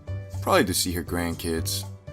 Just wonderful. So yeah, I guess the za makes me more inclined to other people's problems in life, whereas if I'm not faded, I seem to focus mostly on my own without taking into account others. But it's not that simple if we're trying to answer the question of, does being high make you a better person? Because another way to look at it is, it just makes you more lazy. Like the example of the grandma crossing the street. What if the difference in reaction is not that of me being just a great all-around guy, but the za just making me forget why I was in a rush in the first place? Being annoyed, stressed, nervous, etc., although not nice feelings, are symptoms of doing something out of your comfort zone, and doing something outside that zone is really the only way to get anywhere in life. Think about it. Do you know anyone who is actually successful in anything without frequently being stressed? You probably don't. Well, you might, but that dude is just probably some snobby rich kid who embezzles funds from their dad's yacht maintenance fund into their shitty little company they started with their friends that they only use to make it seem like it's them who's making money, when in reality all they're doing is taking funds from their rich parents and putting them into their pocket and telling everybody I worked for it, but hey,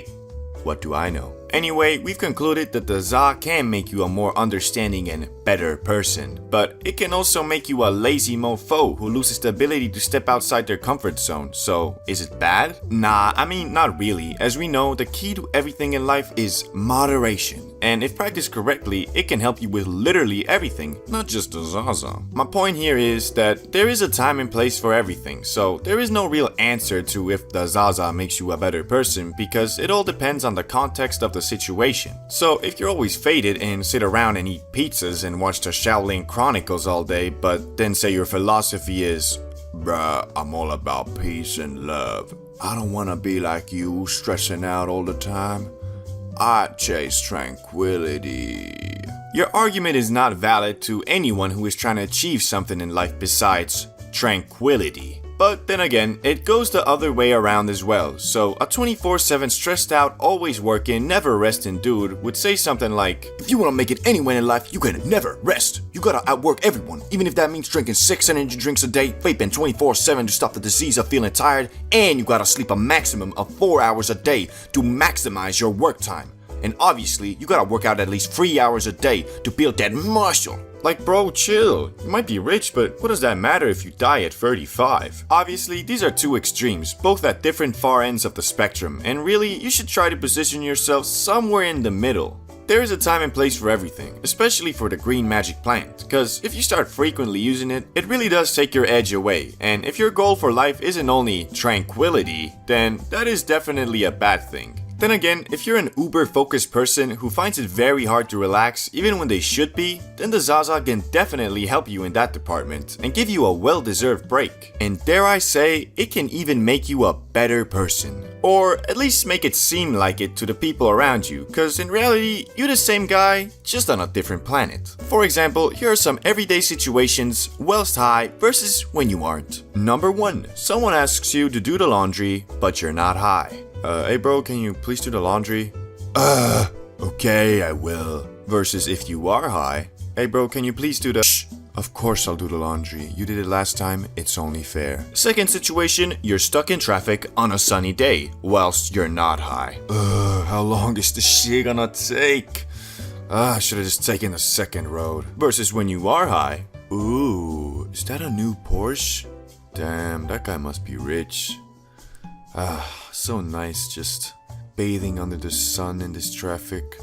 Oh, shit, I gotta move. Number 3, you're in the cinema and you're high. This is awesome. Versus you're not high, this is lame. Okay, the last one didn't really add anything to the video. I just really like being high in the cinema. Anyway, I hope you learned something from this video and maybe achieved tranquility. The generational struggles of quitting nicotine. There is no other widely available substance on this planet that's quite as versatile and discreet, like in a bad way, as nicotine. I mean, I've been off the stuff for almost a year now. Well, kind of. More on that later. Anyway, even after nearly a year, I still get cravings. And I mean, the stuff is sold everywhere, so it's not like you can just avoid it the way you kind of can with grass. Like, seriously, got a crippling weed addiction? Move to a state or country where you can't buy it and boom! You literally can't continue your addiction without putting one foot into the criminal underworld, bro. With nicotine though, shit, anywhere you go, you know where to get it. At some point, your eyes just start recognizing the stores that sell nicotine products.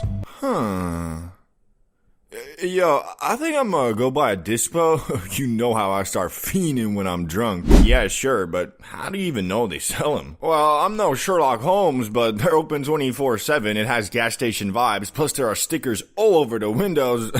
Pretty sure they sell nicotine, bro.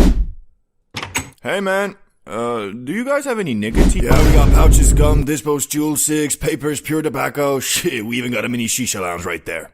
What do you want? Anyway, today I thought I'd go over the ultra real, raw struggles of quitting nicotine. How this shit always finds a way back into your life, the biggest triggers, how to avoid them, and some of the most useful tips that helped me quit after 3 years of daily use. And what my relationship with nicotine is like now. But first, we've got to go over the 5 stages of quitting nicotine. Trust me, bro. If you're a daily user, you need to know this because knowing what you're in for is one of the biggest factors in staying off the stuff for good instead of forcing yourself through 2 weeks cold turkey, only for me to walk into your room one day like, what you smoking? That weed? Yeah, for sure. Damn shame. Okay, without further ado, stage 1. Relapse Central. Now, I'm gonna keep it a buck with you. Stage 1 is probably the stage that varies the most from person to person. How addicted you are is gonna determine how rough those first couple of weeks are. Like, there are mofos out here using Zins like life support on some bro, did I really just witness you reload your nicotine pouch like you were changing the batteries in your controller? You want one? Shit, of course, nah. Just one though. And I guess the vaping equivalent would be someone basically puffing every free second they get. Although, however addicted you are to vaping, you still can't exactly be ripping your mango banana juice while you're sitting in an office meeting or some shit. Anyway, how long you've been using nicotine and how often you use it will determine whether your first 2 weeks look more like this. Yo, bro, you wanna come shoot some hoops and get faded? Yeah, sure, man. I'm trying to quit nicotine right now, so hopefully that'll take my mind off it. Or this. Yo, bro, you wanna come shoot some hoops and get faded? No. My head hurts, you're fucking annoying, and I don't wanna hang out with your stupid ass. Damn. Could have just said no, man. Now, from experience, about 95% of quitting attempts end right here. Trust me, bro. I was stuck on stage 1 like 20 different times before I ever got any further. One time it was 3 days, then 5, then 3 again, then 1 week, then another week, then 10 days. You get the idea. Just keep in mind that quitting nicotine is rarely ever a straight journey, so don't beat yourself up too much over failed attempts. Only like a healthy amount. You don't want to be so ashamed that you start thinking, oh man, maybe I'm just a loser. Maybe I'll never quit. But you also don't want to be too lenient with yourself and start saying, I can quit whenever I want anyway, so what if it's only been 78 seconds? I make my own decisions and I want to buzz like a bee. Anyway, after enough failed attempts, you'll hopefully make it to Stage 2. Entering the long game. So you've finally made it past the intense cravings of stage 1, and you've entered the stage where nicotine changes tactics. Instead of throwing short, intense physical and psychological cravings at you all day, it develops a new strategy. Sneak attacks. Persuasion. You'll be 3 weeks off nicotine, you just finished a great workout, you're walking to the store, passing the same 7-Eleven you walk past every single day, and then all of a sudden your brain goes, yo bro, tough workout, and you still gotta do some work when you get home.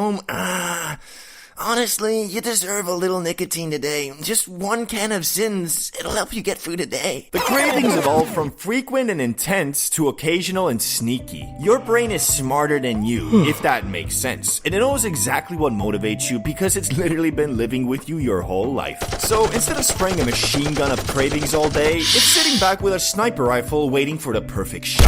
And I'm gonna keep it 100 with you, like the lifespan you could have if you weren't vaping every 5 minutes. This stage is actually harder than stage 1, not because the cravings are stronger, but because this stage lasts a good 1 to 2 months. And the worst part is, even if you make it here, only a small percentage of people will reach stage 3 on their first try. For me, it took 3 tries. But again, don't beat yourself up too much because you're still making progress. The difference between relapsing on stage 2 versus stage 1 is that if you slip up here, getting through stage 1 again is usually way easier. Your brain has already experienced what it's like to live without nicotine for weeks, maybe even over a month. Your addiction is weaker. You just have to do your best not to let yourself completely loose. Even if you fail during stage 2, never give up on giving up, because if you keep trying long enough, you'll eventually find out that the grass is really greener on stage 3. Freedom isn't free. This is the first stage where you can honestly say you've kind of quit nicotine, because stage 3 is where you've gotten through the meat of the addiction. By now, you've probably seen every trick your brain likes to pull. You know the excuses, you know the bargaining, you know the just one won't hurt. So at this point, it's less about surviving and more about maintenance. Unfortunately, the cravings never fully disappear. Once you've been addicted to nicotine, you're technically always going to have that part of your brain that wants it. Some people are just strong enough not to listen to it, and I say this as I'm writing this video almost 8 months off nicotine. I'd still love to throw 10 to 20 milligrams of powdered focus under my lip every now and then. But I also know exactly what happens next. Maybe it helps me focus once, maybe twice. Then 1 or 2 weeks later, nicotine isn't giving me extra focus anymore, it's just bringing me back to baseline, and that's the trap. So, is it worth it?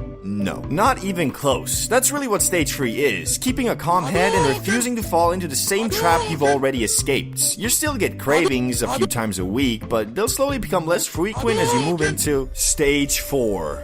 Near Zen. This is probably where I put myself. At this point, I don't really crave nicotine itself anymore. I crave situations that involve nicotine, like going out drinking with friends, knowing somebody's gonna have a vape and thinking, maybe I'll just hit it a couple times tonight, if you know what I mean. You've been off nicotine long enough that it's hard to imagine yourself becoming that daily user again, but you can still imagine yourself chasing that buzz every once in a while. At the same time, you're scared of ending back where you started. The good thing is, that version of yourself itself now feels like rock bottom, not normal. Back in stage 2, your brain still believed daily nicotine was your normal baseline. Now, your baseline is being nicotine free. But there'll always be a small part of you that misses ripping that mango flavored mist every once in a while. And finally, the last stage, a place we all aim for, but one I'm honestly not even sure exists. Stage 5. I don't even want it. Will there ever be a day where someone offers me a pouch and I just go, nah, I'm good, without having an internal war in my head?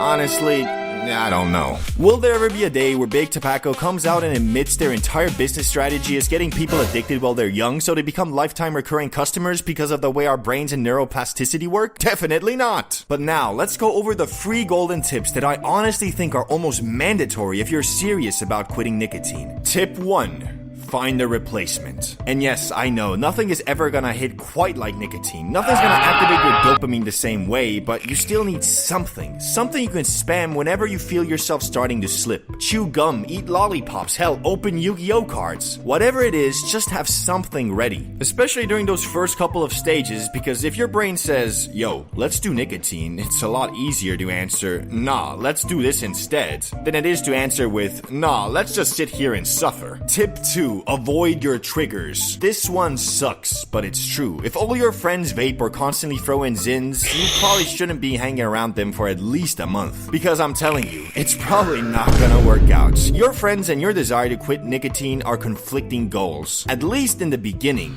Now, maybe you've got supportive friends. Mine, not so much. Bro, if I was in a one-on-one fight against a physical manifestation of my nicotine addiction, these dudes would be in the crowd chanting, nicotine, nicotine, nicotine. So don't make quitting harder than it already is. You can always hang out again later. Tip 3. Stay busy. This one was probably the biggest game changer for me. If all you do is sit around, scroll TikTok, watch YouTube, or play video games all day, you're cooked. Bro, even imagining myself loading into a game of CS with a sin under my lip gives me chills. Those brain rot activities just pair way too well with nicotine. So if you're serious about quitting, try your best to keep your body doing something. Go lift, play basketball, go for walks, work, learn something, anything. Keep your body in a constant cycle of spending energy and recovering. Because a tired body usually means a quieter mind, and a quieter mind doesn't have nearly the same capacity to bombard you with cravings as one that's sitting around looking for dopamine. So, if you're in stage 1 right now, keep going. If you're in stage 2, keep going. If you relapse 10 times, keep going. Seriously, I know it sounds corny, but quitting nicotine was one of the best decisions I've ever made. Not because life suddenly became amazing, but because I finally stopped feeling like I needed something just to feel normal. Though not gonna lie, could go for a Zin right now, on God.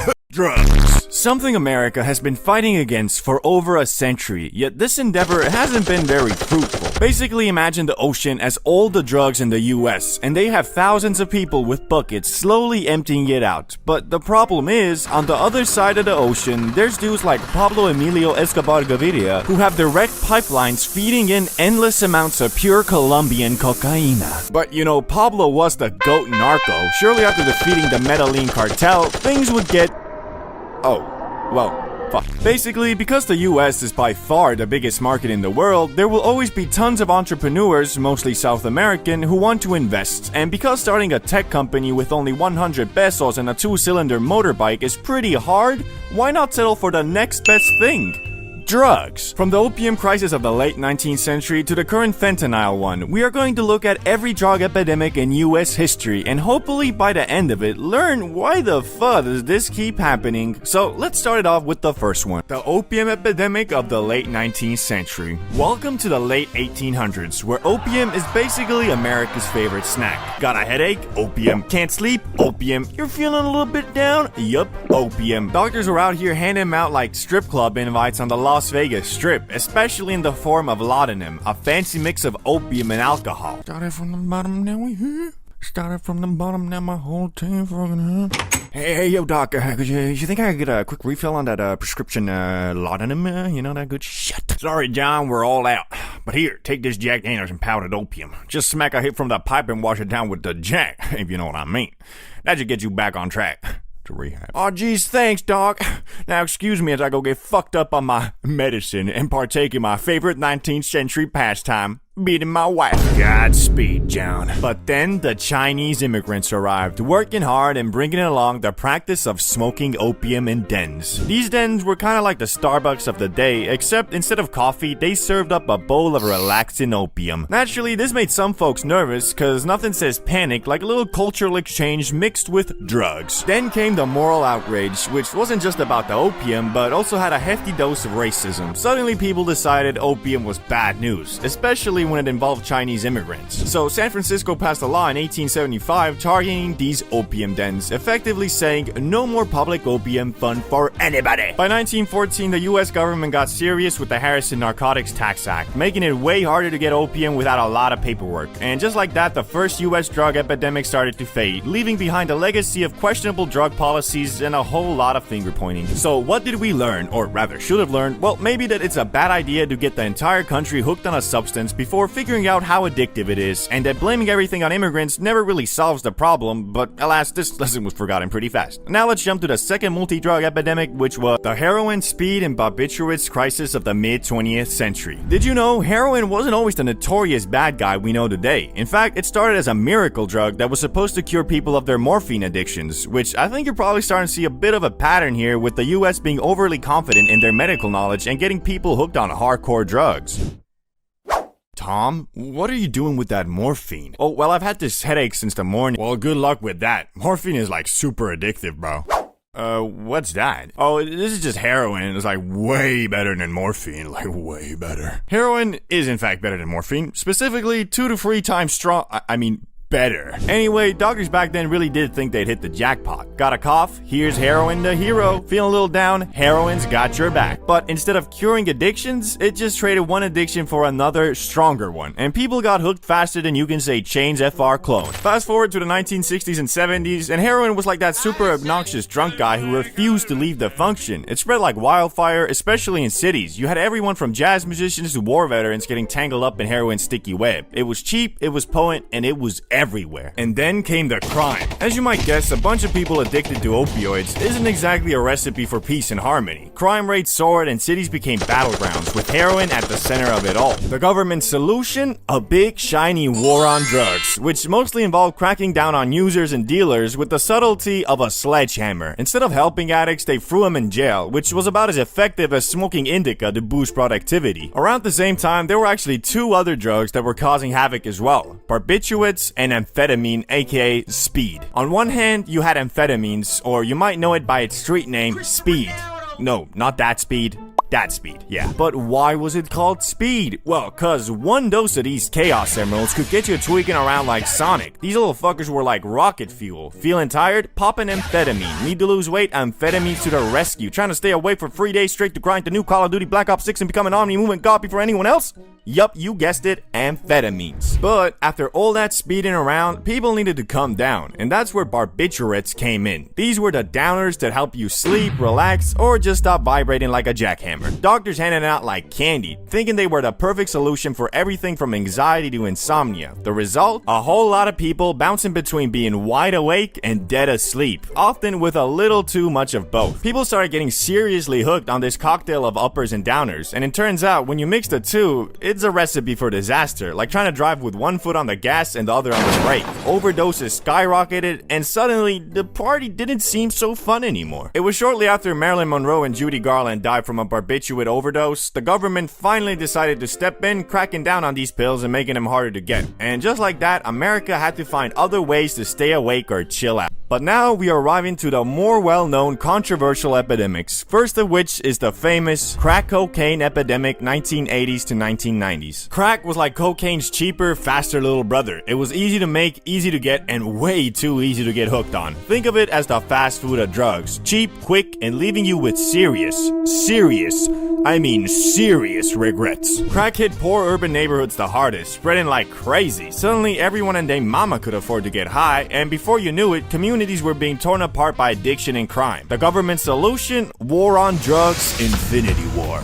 Okay, that's not what they called it, but I mean, it was technically a sequel to the original War on Drugs. But unlike the Avengers, who went after the big bad guy behind the chaos, it mostly involved locking up minorities, even if they were caught with even a tiny, teeny bit of crack. It was like a cruel game of gotcha, where basically everyone lost. Crack is also one of those drugs that if you do it once, it changes the biochemistry of your brain. The euphoria you feel from smoking that shit goes way beyond what the brain can produce itself. So once you get that feeling, your brain will start equating true happiness with smoking crack. That's why even people who are able to quit will most likely never be the same again. If you ask Dave Chappelle, the whole thing was a tragic, darkly ironic mess. He pointed out that when crack hit black communities, the government's response was all about punishment, not help. Fast forward a couple of decades, and when opioids started affecting white communities, suddenly everyone's talking about treatment and compassion. As Chappelle famously joked, it's funny how the tune changes depending on who's affected. The crack epidemic wasn't just a drug crisis, it was a stark lesson on how race and class can influence government response. And while crack might have faded from the headlines, the impact of those years is still being felt today. But before we can get to the current opioid and fentanyl epidemic, we have to quickly skim over the drug best known from a bald cancer patient with a chemistry degree. The meth epidemic, 1990s to present. If you thought Red Bull gives you wings, meth gives you freaking rocket boosters. It's cheap, it's easy to make, and it turns you into a jittery paranoid tweaker real fast. Meth, like everything else in this video, spread like wildfire, especially in rural areas where it became the go-to solution for anyone needing to stay up for days or just looking for a fun time. Before long, meth mouth and tweakers became common sights, and communities were left dealing with the fallout. The government's response cracked down on the ingredients. Suddenly, buying cold medicine felt like trying to smuggle pure Colombian. But despite the regulations, meth didn't go away, it just got sneakier. Hello? Hello, Doc. Yeah, funny story. Basically, everyone in my community, family, and all my friends and shit, you know, they got a nasty cold, so, you know, I'm gonna need, like, all your cold medicine, like every last bit, bruh. Sorry, you don't look very sick to me. Trust me, doctor. I'm a sick man.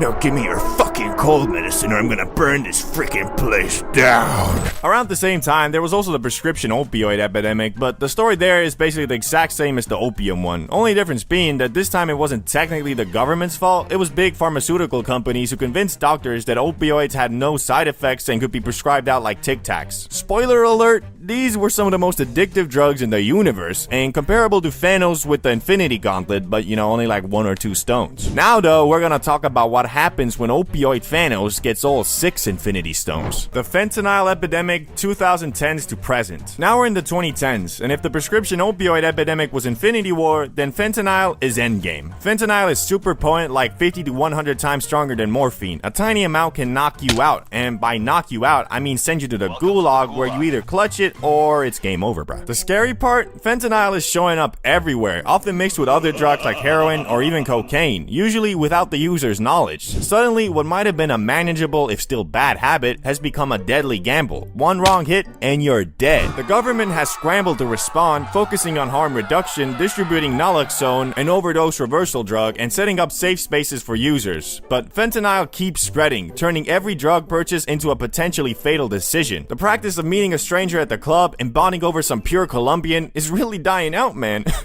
All jokes aside, if the devil is real, then fentanyl is 100% his doing. Out of all the legit hardcore drugs talked about in this video, this makes them seem like some indigo weed. Whoever sells fentanyl knowingly should be judged not as a drug dealer, but as a murderer with intent to kill. I'm grasping at straws here, but the only good thing that might come out of this is awareness about the dangers of drugs. And although teenagers are stupid, I'd hope that this crisis might push away would-be first-time drug users, as the chance of literally dying from doing anything is so likely these days, you might as well be playing Russian roulette. And now you have the full overview of American drug epidemics. What did we learn? Well, we might have learned a lot, and I don't know about the government though. Hopefully, I guess. Types of people you should never blaze with. If you've ever smoked with friends, you know being high with others can be a great time, and in a lot of ways much more fun than being high alone. But it can also be awful and cause anxiety if you're with the wrong group. So today we're gonna go over types of people you should never smoke up with, starting with the oversmoker. The oversmoker is someone who wants to hit that Benjamin way too much. Now don't get me wrong, I got nothing against a good old limit breaker sesh, but if you're the oversmoker, you never actually doing that. Cause your tolerance is so high, even if you grabbed a beehive-sized chunk of wax and dabbed the whole thing, you still stand there like, phew,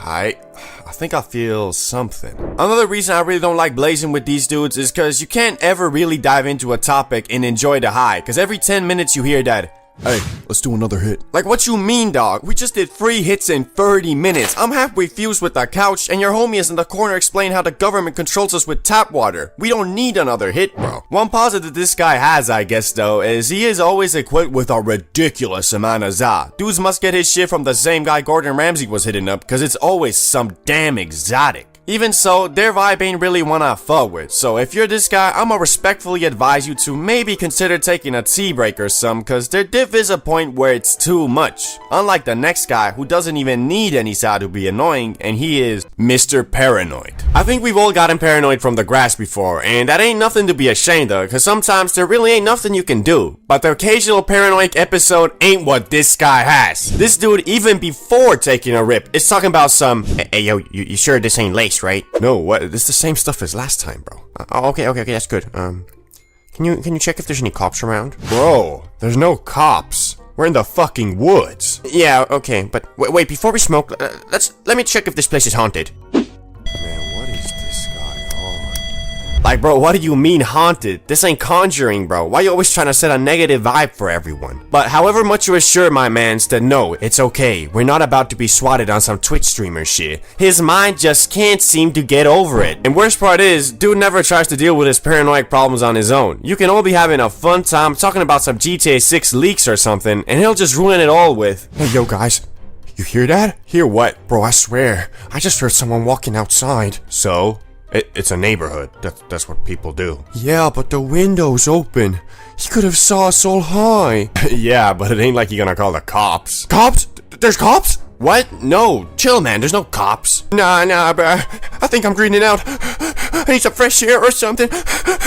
Bro just decides, yup, I'm greening out now. Like, no, your personality is just very insecure, and you should probably get that figured out before you take another smack dabbly do off that Benjamin. Anyway, this guy ain't no fun to blaze with, cause he's very prone to ruining the vibe, so avoid at all costs. But this next guy is more of a personal preference, so you might disagree with me, but for a guy I don't like getting high with is the grass NPC. I think we've all met one of these, whether you knew it at the time or not. This is the type of dude who lives, breathes, and of course, smokes grass. I mean, really, dudes physically can't talk about anything else for more than a minute, cause he has no goals or aspirations that stretch further than, I wanna get suited AF. Which, wanting to get suited ain't nothing bad. I mean, most of us here probably love bacon, but come on, bro, at some point you gotta think about your life, your future, or I don't know, just something else than grass. Why I personally don't like hanging with a dude like this is cause his stories always are so centered around how high he was. I mean, bro, I get it, you went to school high. Like, at some point after hearing about the 78th time of dudes being high in class, you start to notice that man's actually has nothing interesting to say except, yeah,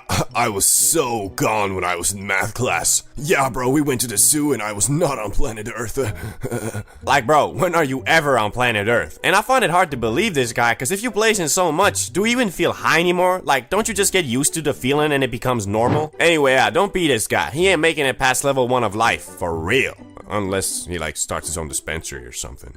Then it could work out very nicely, actually. But the next type of dude on the list is the guy that wants to be taken way too serious. I don't know if you guys ever talked to someone like this, but I have a couple times, and it's annoying AF. You know how when you blaze, you tend to go on rants and halfway lose your train of thought and then just end up saying, ah shit, I don't know what I'm talking about. And everyone laughs and moves on? Well, this dude is incapable of doing that. Instead, he holds the conversation hostage with his ramblings about inflation, Biden, Oprah, and James Cameron. And if you start trying to move on and talk about something else, dude sits there not listening and then 3 minutes later hits everyone with the, okay, so basically what I was trying to explain earlier was, like, bro, we already moved on and we're all freaking baked. No one even remembers their last sentence. How you gonna start expanding on your thoughts from ages ago like the MCU or something? Worst part is, however much you try to politely show him to stop ranting, he never gets the sign, he just keeps doing it. Best thing you can do is just not invite him to the sesh, and you don't have to feel like a dick about it either, cause I'm 100% sure he understands the signs, but just ignores him cause he thinks his thoughts are more important important than whatever the group wants to talk about. But the next dude on the list has a bit of a different problem, and he is Mr. I'm bored, I want to do something. Oh snap, the guy who is somehow always bored and wants to do something. Now don't get me wrong, I love high adventures and I'm always down to go on one, but only if there's actually something cool in mind. Yeah, this is something this dude and me don't have in common, cause this mofo just spams the sentence,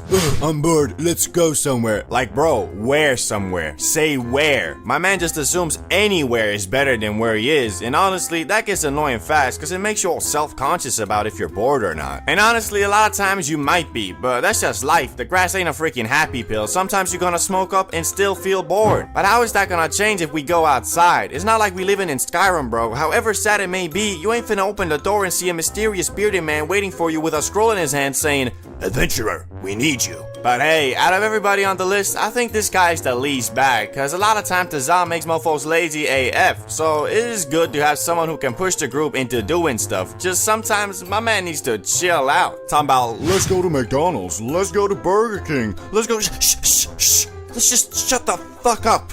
Okay. Although sometimes dude actually does have something in mind, which turns out to be pretty fun. So there ain't nothing bad with wanting to do something cool, just you don't have to parade the fact you're bored all the time, cause just by saying that, everybody is gonna feel like that even more. You know, back in the day, if you wanted to get high discreetly, well, sorry bro, but there was no way. I mean, you got the J, which stanks up everything. You got the bong, which although doesn't stank as much, where you gonna hide it? Imagine trying to sneak by your parents on some...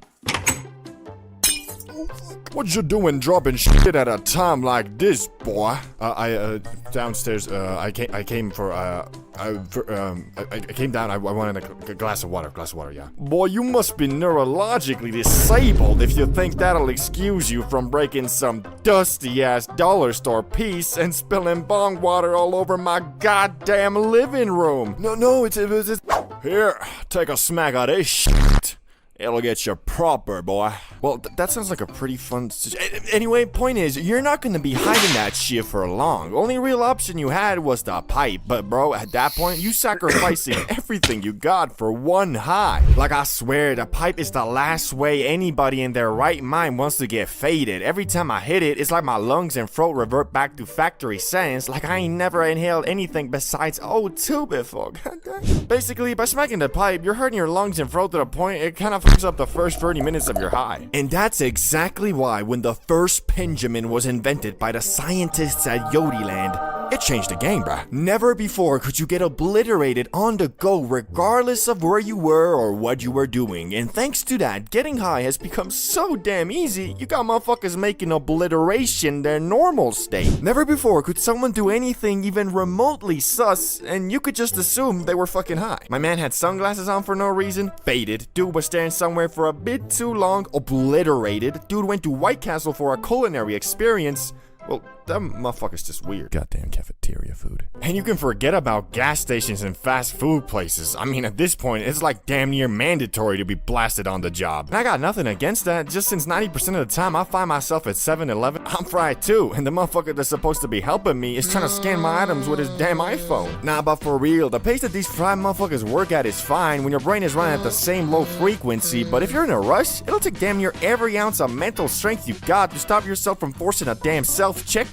Would you like a bag with that, sir? Fuck no, here's the money, just give me my shit. But don't get me wrong, I got nothing against a good old Pendulum. There really ain't a better on-the-go, fast and easy way to get faded. Unfortunately, I didn't go to college and kinda cheated my way through high school too, so the 15 or so brain cells I was able to develop that keep me from losing and forgetting shit turned into, well, basically zero. And for that reason, I've already lost 2 of them. One of them slipped out my pocket while I was at the movies, and I'm pretty sure some teenagers stole it, cause after the film, when I was looking for it with my flashlight and shit, these motherfuckers were giggling in the back, looking at me like I was a damn circus clown. Coupled with the fact I was fried as fuck, I was fighting my tears, dog. I just got robbed by some damn teens, and I can't even do shit, cause it was illegal to even bring it in there. Second one I lost in a very similar manner. As I was getting out my Uber going back home, my sweatpants did me dirty and flinged that fucker out as I was standing up. Took me 2 minutes to realize, and when I did, my Uber driver was probably already hitting that shit, cause when I called him back to ask for it, he said, Let me check. It seems that you only left me a $1 tip. Sorry, I couldn't find it.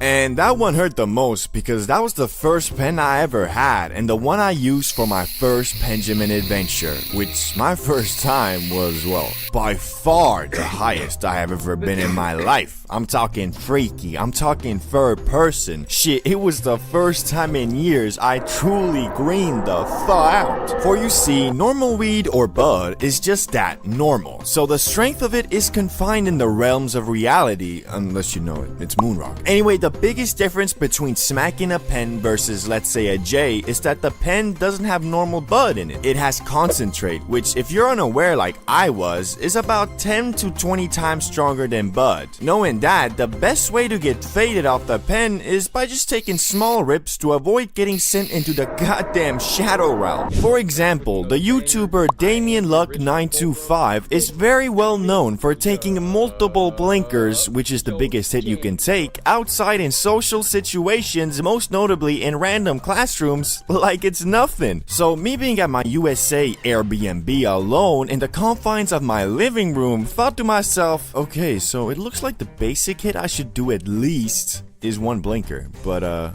probably more. Yet what was waiting for me on the other side of Blinker City was something I was not prepared for.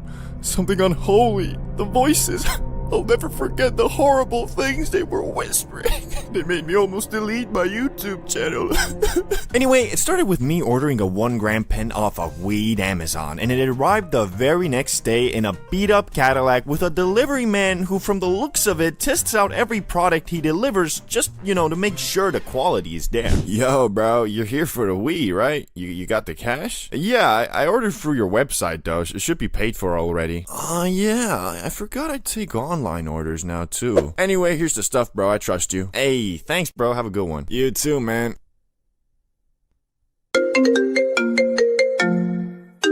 Hello, Mr. Bro. We got a delivery for you from Weed Amazon that should be arriving in an hour or so. Will you be home then? Wait, didn't I just... I'm a gorilla in a fucking scoop. Gonna pull up to the zoo. Oh, I better get out of here. So I went back to the crib, Benjamin in hand, and prepared myself to get faded. And obviously, I went for a blinker, my very first hit. But since I had never smacked a pen before, I inhaled it for about 4 seconds and stopped because it was so light on my throat, I thought it wasn't working, but it actually was. And from that 4-second puff, I was already quite bamboozled. But since I have this weird rule of every time I get new stuff, I break it in by doing a massive hit, I thought, well, fuck. I was supposed to do a blinker, and went for it again. I inhaled and inhaled for a good 8 to 10 seconds, but the thing just wouldn't fucking blink. It got to the point where there was tears coming from my eyes and my throat was begging me to stop, and it ended up like...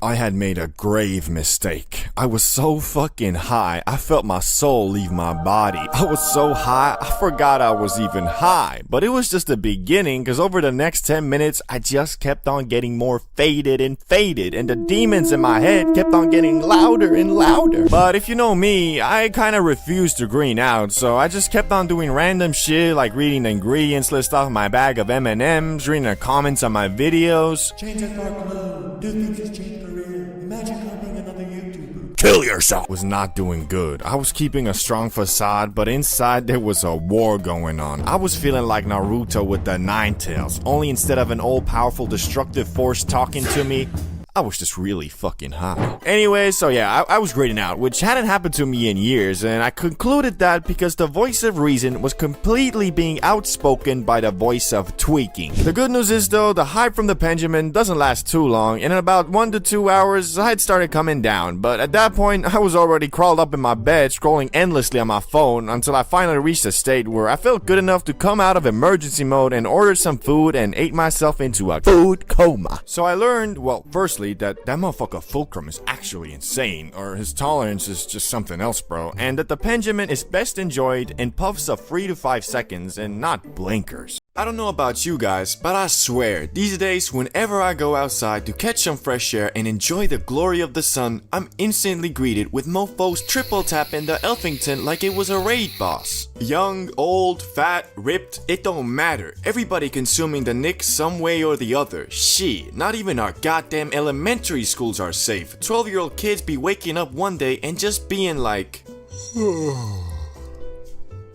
You know what? Today seems like the perfect day to get an awful addiction that I will regret for the rest of my life and struggle to control daily. Yeah, better hit up Jimmy too. Maybe he wants to join in.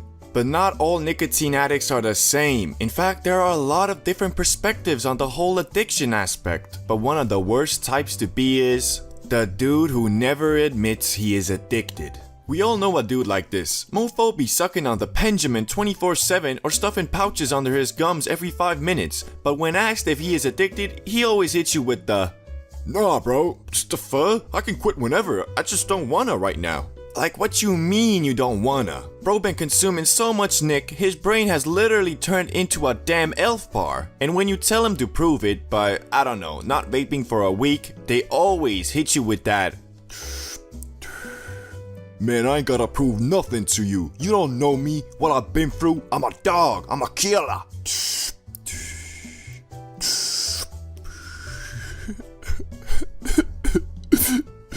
Now, it's okay. It's gonna be okay. Even though this dude kinda stubborn, I feel for him, cause who really wants to admit they can't stop? But this next dude, I don't feel bad for at all. The guy who seems to think it's cool to be addicted. Okay, no one thinks it's nice to be addicted, but I mean, that's what this guy pretty much is. They think vaping makes them cool, and therefore shames others for not wanting to. In reality, pretty much every other nicotine consumer will tell you to never start doing it, and that it's much cooler to just breathe air. So, therefore, this guy is, or at least should be, hated by everyone on planet Earth. And if you ever catch a mofo pushing vape into a homie, just run up on him and slap the shit out of him. Kick him in the balls while you're at it. Or, I don't know, at least spit in his face or something. Fucking asshole. But enough of this hobgoblin, let's move on to the dude who smokes cigs. Okay, this might offend some people, but cigs are goddamn disgusting. And I'm pretty sure they're even worse for you than vaping and nicotine pouches, although don't quote me on that. This guy lives and dies by, "It's all natural, bro," and proclaims, "At least I know what's in it."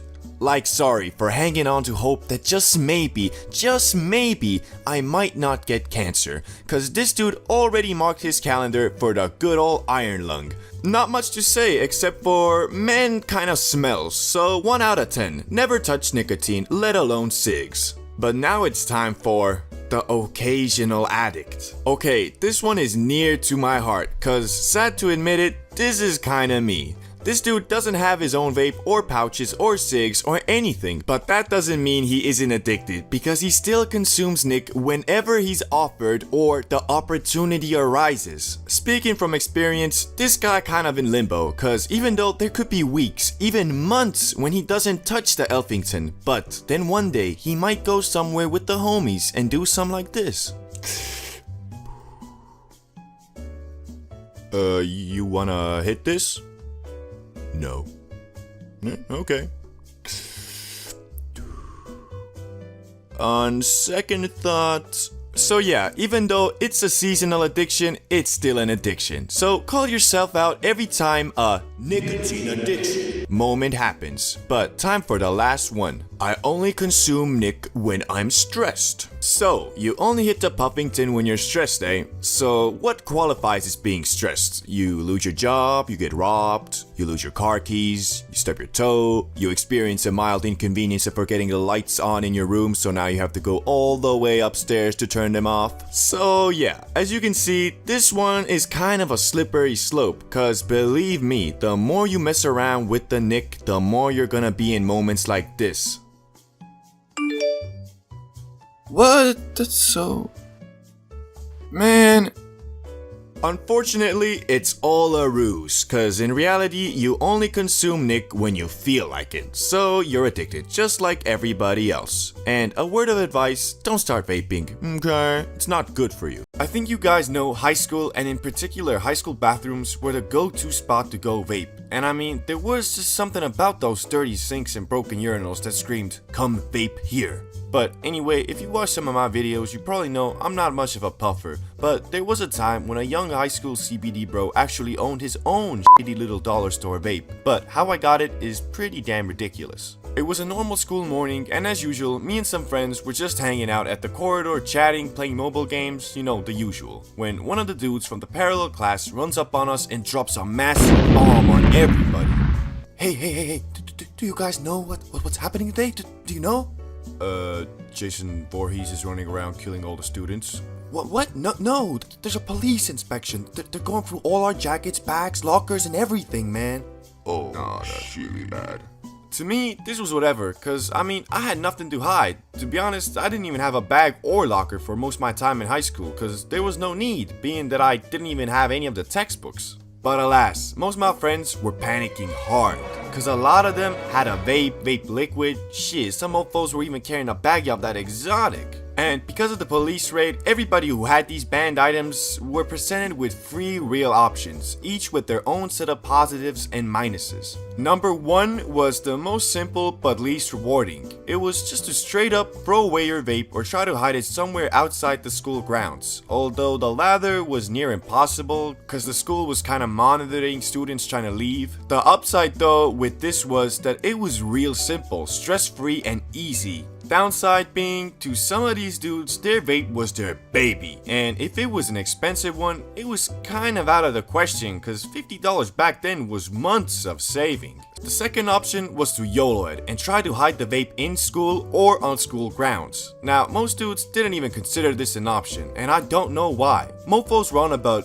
yeah, but if they find it, it's got my DNA on it. Like, bro, who do you think you are? If you really were out here flipping packs like Pablo Escobar and on the police most wanted list, you probably wouldn't be in high school. I bet they were watching too much CSI Investigation, or I don't know, were bugging off that paranoid pack, cause that just seems stupid to me, even back then. But alas, this paranoia is what kinda led me to purchase a vape, because the third option was sell your vape for a massive discount. And a lot of mofos did this, and me being the businessman I am, I took this opportunity to purchase a fine machine that I looked up and found to cost around $35. Now, how big was this discount, you might be wondering? 20, 30, 50%?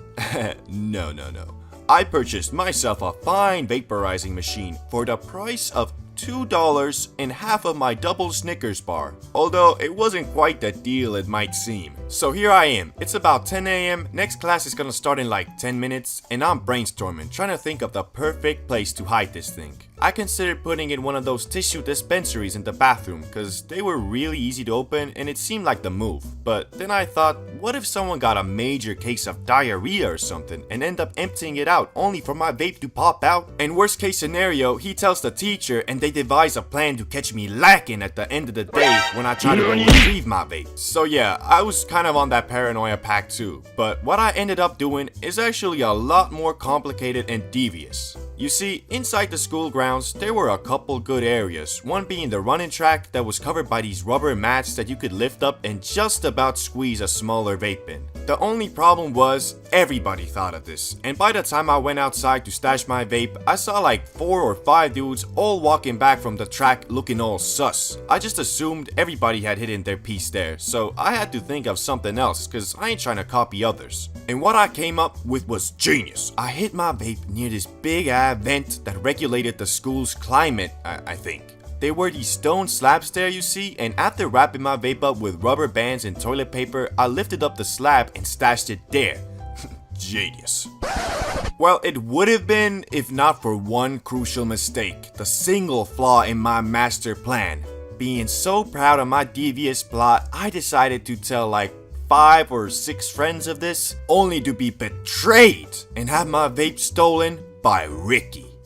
But it took me a good month to figure that out, as he had taken the vape for personal use, I guess. I really don't know. Oh, one thing I forgot to mention to you guys is the vape, well, it was kinda broken. At the time I couldn't tell cause I didn't know jack about him, but every time I tried to inhale it, it gave off this burning taste and would make the smallest of clouds, so I couldn't even do them cool little tricks. Eventually, I ended up getting that vape back, But at that point, I was kinda done with it, so I just kinda brought it to school one day and threw it off the 5th story and watched how the $2 half Snickers bar investment was shattered into millions of pieces, and my dreams of making a 5 to 10x return on investment were dead. Oh, and it turns out the police weren't even there to manhandle the students and take their vapes. They were there to check on some equipment that had accidentally gone off during a fire alarm or something. So yeah, never trust a dude who looks like he's being chased by a serial killer cause his vape might be taken away.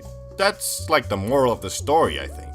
Every type of cannabis explained, from weakest to strongest. We'll be looking at everything from the near oregano low-grade flower that you probably smoked in high school to the most insane near 100% THC concentrates that are sold at the top shelves of Cali dispensaries. Additionally, with the help of science and medical studies, we'll be categorizing each type of cannabis in the spectrum of entertainment, medical, creativity, and just plain old unhealthy. The objective of this video is to educate the public about the positives and negatives of weed in an entertaining way, but to do that, it is essential we discover how extremely varying different types of marijuana can be and why generalizing it as weed is good or weed is bad is just plain impossible. So without further ado, let's get into the weakest type of za there is, and that is low percentage THC flower and or CBD dominant strains. Okay, so I went into this video presuming you already know what THC and CBD is, but in case you don't, let's quickly summarize. THC is the chemical compound found in cannabis that makes you when did Family Guy become so funny? aka the munchies, laughter, feelings of euphoria, and overall its psychoactive effects come from THC. And CBD is the compound that reduces anxiety and can potentially help against depression, although the latter isn't as conclusive. There's also two distinct types of cannabis unrelated to its THC percentage called sativa and indica, with sativa providing more of an energetic mind high and indica leaning towards a relaxing body high. So when we are talking about low percentage THC flower, aka 1 to 6% THC with a high concentration of CBD, we are in the realms of medical marijuana, meaning this type of weed, besides pure CBD of course, is the least intoxicating and can be potentially helpful to people with varying mental health issues. Just always keep in mind, smoking anything is harmful for our lungs, and even though this type of cannabis can be considered medical, it really depends on the person, their psyche, and what issues they are experiencing. So now we know low percentage THC flower links to the medical side, but what about entertainment and creativity? Well, although this type of cannabis won't have you staring at your wall for 30 minutes plotting your trip to the kitchen, it can, however, still give you a different perspective on things. Unrealistic feelings of euphoria and cartoonish thoughts probably won't occur, but that doesn't mean your creativity won't be affected at all. You might not come up with the next Rick and Morty while under the influence of this gas, but you could come up with creative solutions to pre-existing problems or give you a slightly different perspective on what you're doing. Coupled with the high concentration of CBD, which could help you feel more at ease and reduce possible anxiety that might have been attached to you before, this type of weed is best for beginners or people who could be trying to reduce their weed dependency without going straight up cold turkey, and that's why it lands itself in the far end of the medical spectrum, but not so much in the creativity and entertainment part of the fucking thing. Anyway, moving on, mid-grade THC flower,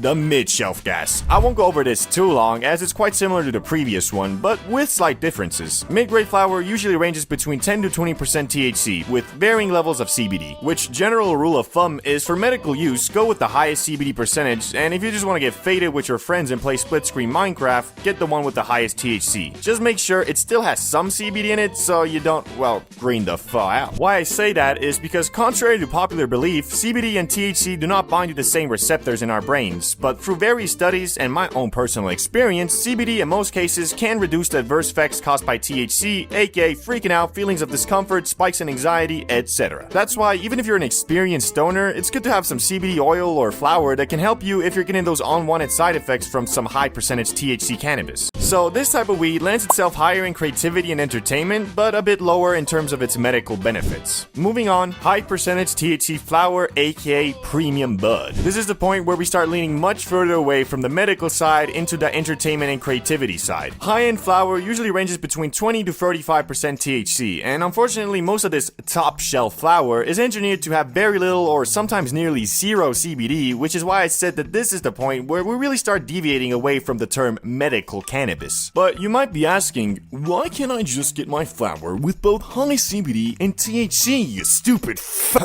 Well, let me explain. Cannabis plants can naturally express high levels of either THC or CBD, but rarely both. This is because THC and CBD are derived from the same precursor, CBGA. The plant's genetics determine which enzyme, THC synthase or CBD synthase, is more active. In high THC strains, the THC synthase enzyme dominates, converting most CBGA into THC, leaving little room for CBD production. To add to it, cannabis growers have traditionally bred plants to maximize THC levels because of its psychoactive effects, which are highly sought after in recreational markets. Over time, this selective breeding reduced the expression of CBD in high THC strains, as the two cannabinoids tend to work in an inverse relationship. So it's also unfortunately us, the consumers' fault that super high THC and low CBD percentage is the baseline for top shelf gas these days. With brands constantly trying to compete with each other and providing the most mind-boggling high possible, there isn't really a lot of demand for high percentage CBD flower that still gets you very high. People buying weed for recreational use usually only care about the get you very high part. But I'm not saying that there is absolutely no place for this type of weed in the medical world, but it is extremely situational. The same way as inviting a friend out to have a couple drinks and watch the game on a Saturday night to alleviate the stress and anxiety from a hard week of work, this high THC flower can be a fun night to blow off steam and take your mind off real world problems for a while because, well, this shit could have you so obliterated you'll be using 100% of your brain power on figuring out how to tie your shoe, bruh. AKA, this is imagination land. I'm kinda going off personal experience on this, but the artists and musicians I know seem to enjoy this type of cannabis the most, as it can completely block off the real world and enter you into this trance state where you are 100% focused on whatever you are doing. But CBD, bro, doesn't that mean it helps with ADHD and anxiety? In the moment it can, unless, well, you couldn't handle it and are instead rolled up in a ball on your couch focusing on defeating your demons. Anyway, multiple medical studies have shown that high concentration THC flower does not help against anxiety, depression, and ADHD at all. What it does instead is give you an escape from your ADHD, depression, or anxiety for a brief moment whilst under the influence, and even that doesn't come without a cost. As if you smoke too much of this high THC flower, or really any weed, you'll build up a dependency and in return feel even more distracted, have more anxiety, and increased levels of depression whilst not under the influence. AKA, if your friend claims to be smoking that top shelf Zaza for anything else than a fun time, he's either lying to you, himself, or he's just been smoking up for so long he doesn't even remember what it was like to be sober in the first place. So through everything we talked about, I'll have to place this type of cannabis right on the border of unhealthy and medical, with a very high level of creativity and entertainment. But now let's talk about our first non-farm to table cannabis, and that is hash, aka traditional concentrate. Hash, short for hashish, is one of the oldest cannabis concentrates made by collecting and compressing the trichomes, resin glands, of the cannabis plant. These trichomes contain the plant's cannabinoids and terpenes, making hash potent and flavorful. The potency varies heavily depending on the plant that was used to make it, but in general they can range anywhere between 20 to 60% THC. The biggest difference that me and other smokers I've talked to have noticed is that the high from hash, although quite strong, is usually shorter. And because this stuff is concentrated, 1 gram of hash will almost always get you higher than 1 gram of flower. The good thing about hash is, although it is concentrated cannabis, it is still natural. Traditional methods of making hash do not use any chemicals or solvents. Instead, they rely on mechanical processes like rubbing, sifting, or using ice water to extract the resin. Because of the wide variety of potency, it's quite hard to place this on our spectrum, but I'm going to put it just a bit closer to the medical side than the high potency flower, and a bit less to the creative side due to its shorter duration, which can make entering that trance state I talked about a bit hard. Other concentrates, 60 to 95%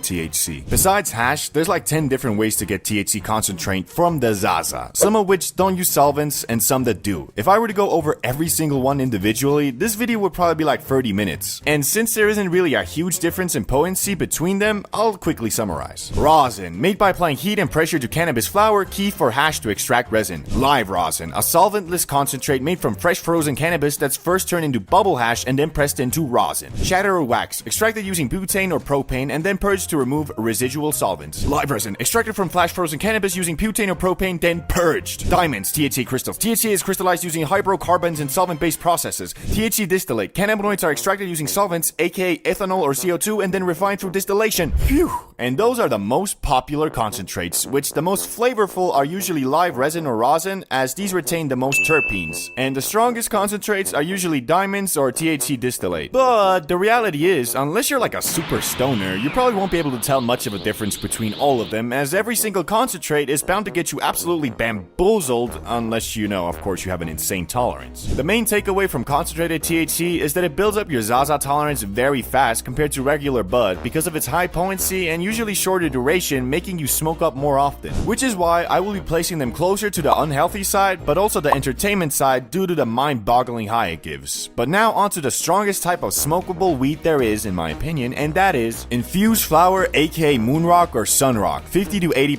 THC. You might be asking yourself why infused flower is ranked higher than concentrates when the THC percentage is actually lower. Well, take it from me, as someone who has done both dabs, aka concentrate, and infused flower, the small difference in THC percentage really doesn't matter in this case. The reason for that is, unlike dabs or the Benjamin, which on average has a shorter duration than bud, infused flower gives you the insane kick of concentrate whilst also providing the longer effect of normal bud, which in my eyes makes this the most potent smokable weed on planet Earth. But feel free to have a war in the comments about it. I'll be reading every single one like always. Placement on the spectrum will almost be the same as concentrate, but because you won't be smoking up as frequently and in return damaging your lungs a bit less, I'll put it just a bit closer to the medical side, but still definitely unhealthy. Now for the last type of Zaza that is in a league of its own, and that is of course edibles. Infinite THC percentage. Why I rank Eddies as the strongest type of weed is quite simple. In the act of cooking cannabis, it turns into something different, something otherworldly, something psychedelic. If you watch some of my other videos, you'd know that I view super potent edibles as something entirely different than normal weed. I'd even go as far and compare them to mushrooms. And science has my back on this because when you digest THC in your liver, it turns into something far more potent, and return when you go to the cinema and watch Oppenheimer, you'll probably be overwhelmed and geeked the fuck out. Watch the video on the screen and you'll know exactly what I mean. Oh, and because you're not damaging your lungs in controlled doses, I'd say this is by far the healthiest way to consume cannabis, so far in medical, far in entertainment, but not so much creative because you'll most likely be immobilized. Thanks for watching.